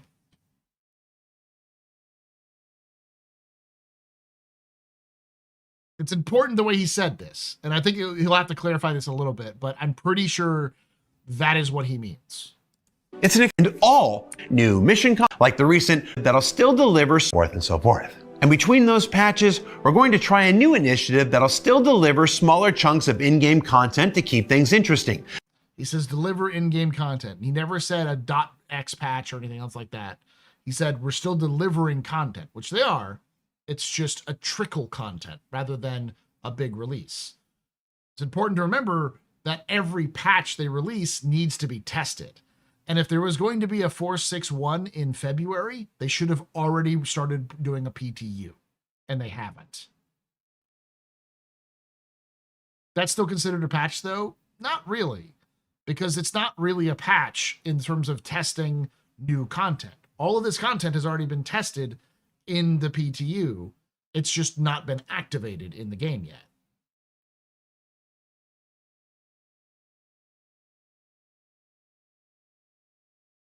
Yeah, there's still possibly a 4.6.1 if there needs to be some fixes, but we don't see any indication that an Evocati or PTU is coming out.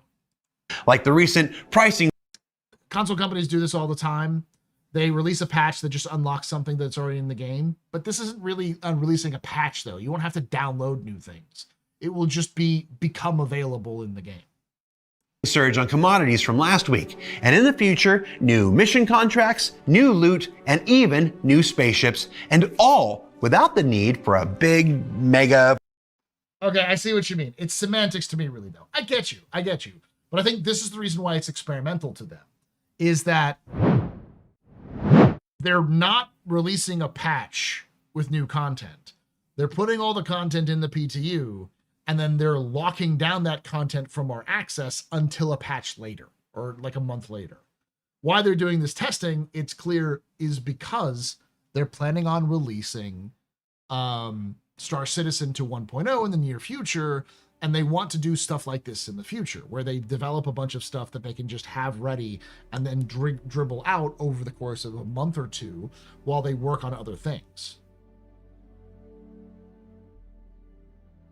Turning on a feature, like changing what is on sale for IAE, is not a new build. Exactly. A patch from their end is new build. Yeah, they'd have to test it because it adds new things that will then cause problems on their end. And our end. At most, it might require an update because it'll change things around, but a lot of this stuff is locked server side. So they just have to change the back-end code, and now we have access to it. Like the commodity surge he talked about, that didn't require an update. There was no patch for it. It just happened. Yeah, so on track with the mining salvage missions associated an associated ship on for February. Yeah. Like in theory, that ship should already be in the game. And it just needs to be turned on.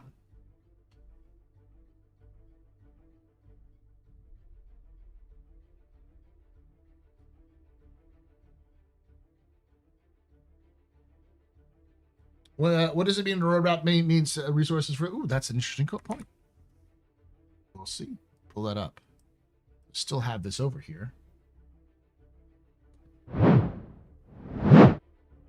That's this week in Star Citizen.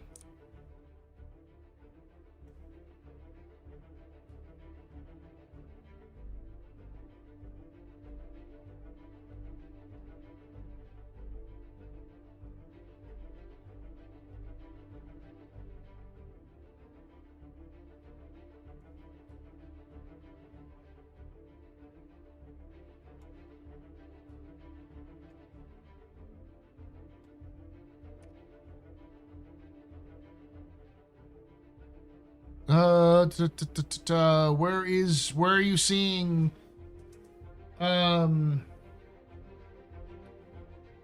states resource gathering will be implemented later in a 4.x.x patch? I'm not seeing that. Oh, you're right. It does say that right here. Scheduled to come into 4.x patch. That's true. So we could have a 4x 6.1 patch. I could be wrong.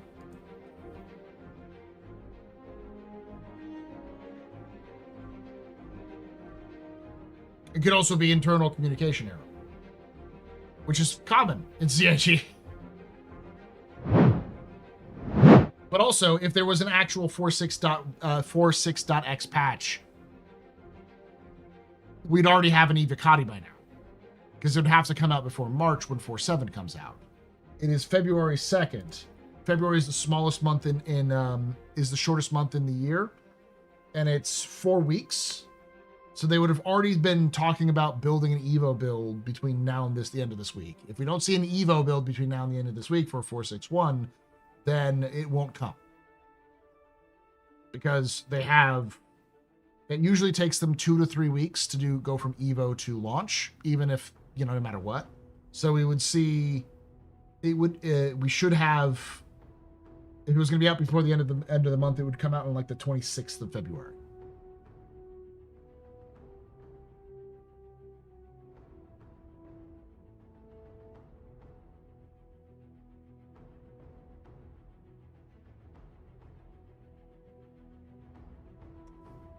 You know what I love about Paul? The conversation with some debate, disagreement turns into the evidence.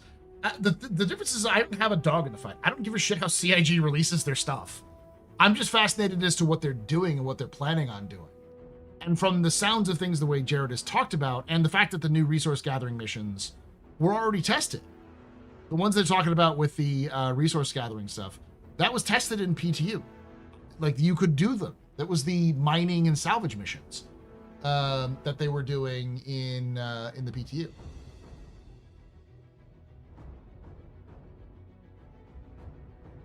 The next match will be 4-7 in March. Yes. However, this does throw some shade into that. Scheduled to come in a 4.6.x patch. Maybe they'll call it a patch when they unlock it. But it sounds of things it wasn't supposed to be a patch. It's just supposed to be an unlock. So we'll see.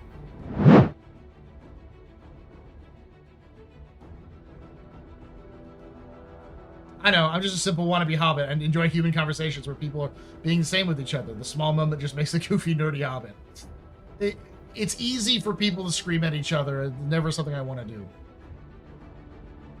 It doesn't feel good. I don't like doing it.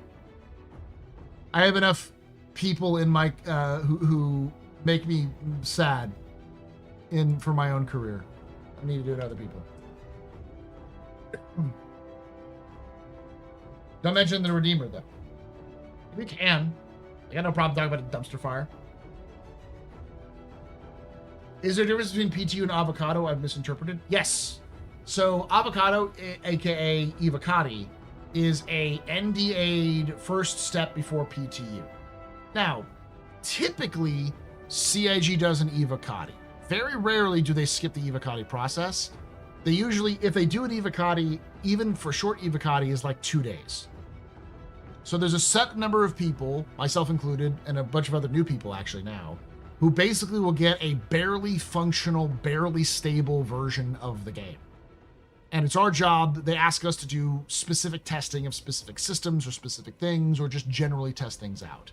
Once they get the idea of what's happening and get feedback on what's going on with it, they then pull it out of Evocati into PTU Wave 1. It's usually just hey, it's now unlocked for PTU Wave 1. And then they add in the waves after that. But typically, a patch with an Evocati build takes a couple days to a week to build. And then the PTU itself takes 1 to 2 weeks on average. These days, at least. It used to be much longer, but for both. And in order to meet that schedule in the time to release a patch by the end of this month, you would have need to have an Evocati this week. I think it's just an old habits die hard from the writer. Yeah, it might just be a transition in terms of like how they think about things. Because I think internally it's basically a 4.6.x patch. It's a .x patch. But in practice, it's more like a hot fix.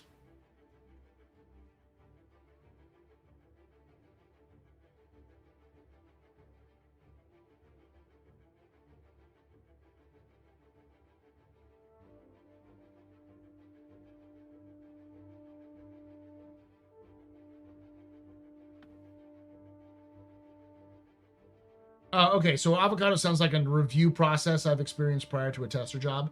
It's like closed testing. It's like focused testing versus more general stress testing. Like usually Evocati, we usually get a build that literally, and I'm dead serious, sometimes our job as Evocati is, can you launch the game? That's what can you launch the game and get into the game? If you can, great. That's how fucking unstable these builds are. Now, to their credit, CIG has not done that in like 2-3 years. But, it happens.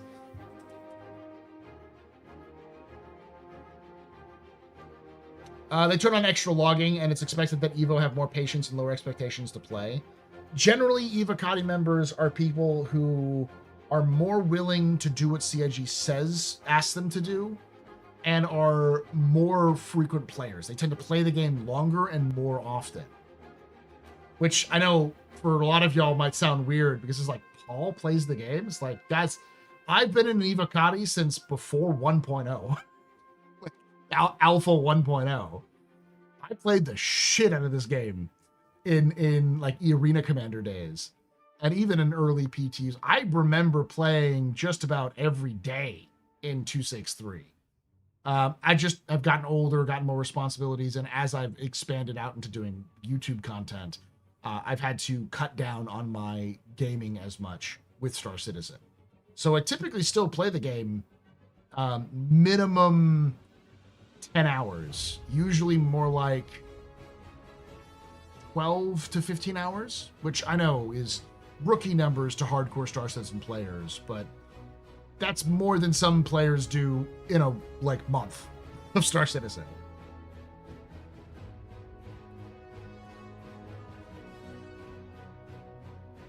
You know, that's the thing, Ashhole. I submitted my resignation for Evo because the problem I had with Evo was that I couldn't talk about it. And I was like, listen, I don't want to be in Evo anymore. And then they never took me out. I kept saying, okay. I mean, I've submitted all these applications. And they just said, whatever, we're not going to take you out.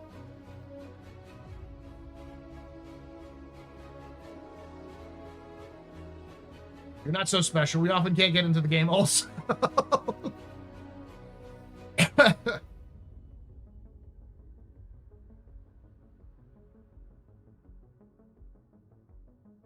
Like, to give you an example, I was an Evocati member before I was a streamer for Star Citizen. The old heads will remember me as Berserker01. So, I used to be an annoying little shit when it came to playing the game. I could get back into it. I could become a really good combat PvP player. I'm just too tired. Maybe I'll do it at some point, just so like I can get back into like one of those like invitation like tournaments where it's like, oh, Paul Shelley, the lore guy, maybe he can use lore to win, and it's just like, ooh, sweat time.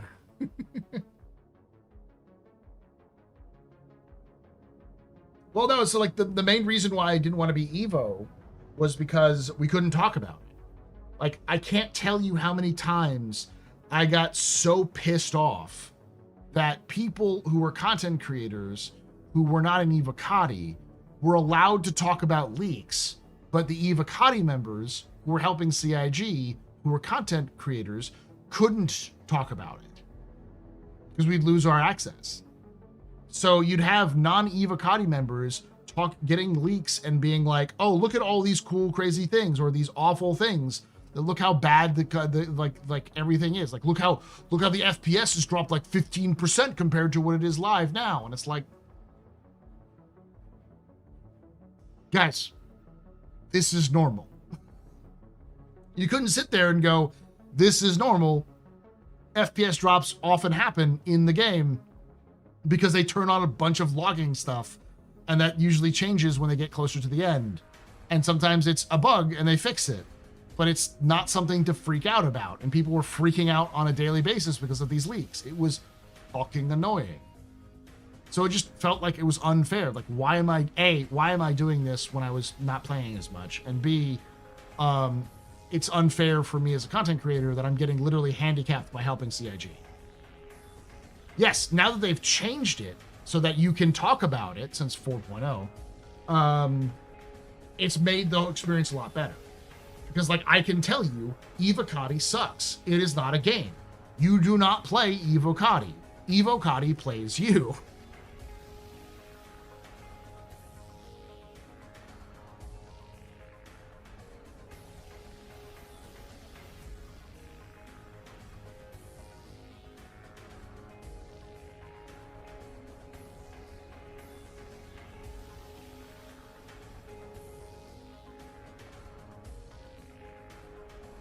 If you're prone to crash outs, Korean gamer, if you just got into Evocati, you're going to experience it.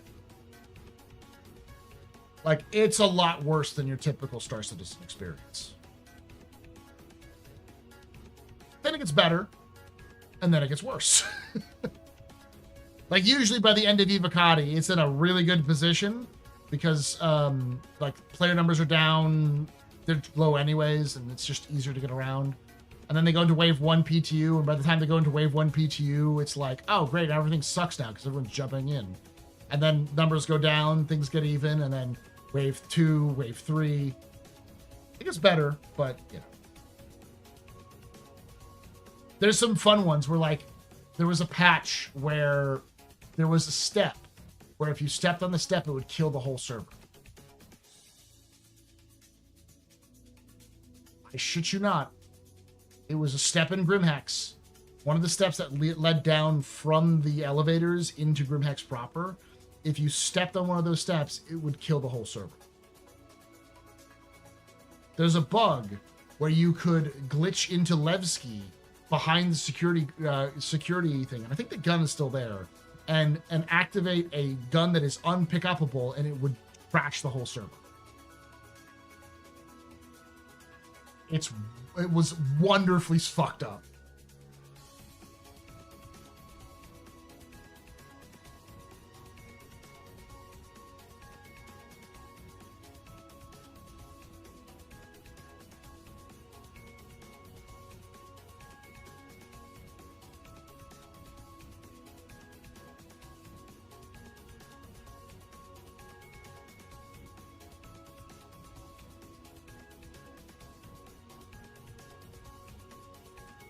There's people I know who only play Evocati. They refuse to play the in PU. Are they masochists? Do they enjoy getting punched in the face repeatedly?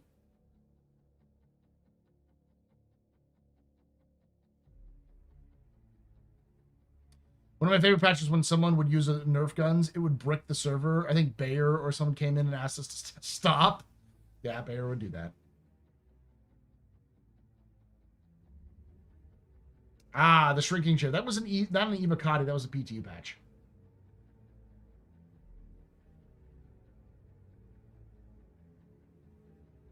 Have you had that happen? Had what happen?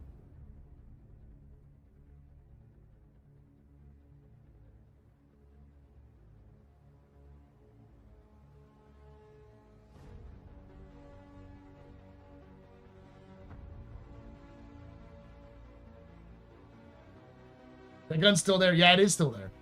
I thought it was still there, but I'm like, yeah, it's interesting.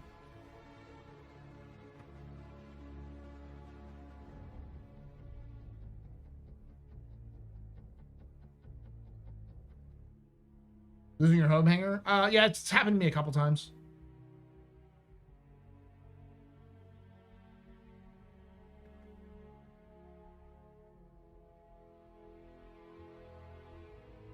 But it seemed to only be for like a session. It never happened for an entire patch. All right, y'all. I'm getting tired. It's past time, my bedtime. Thank you for hanging out. Thank you for coming by. If you did enjoy this, hit that subscribe button. Hit the follow button if you're on Twitch. I'll be back on Friday with Loken Plays to do some Pub and Plays Fridays. And expect this week to release... I'm going to release at least one lore video before the end of this week. So I want to get that intro to Star Citizen lore video, the kind of updated version done. Just going to require me to go into the game and get a bunch of footage from all the different locations. So thank you for watching. Thank you for hanging out. And like I say every time, hope to see you someday in the black.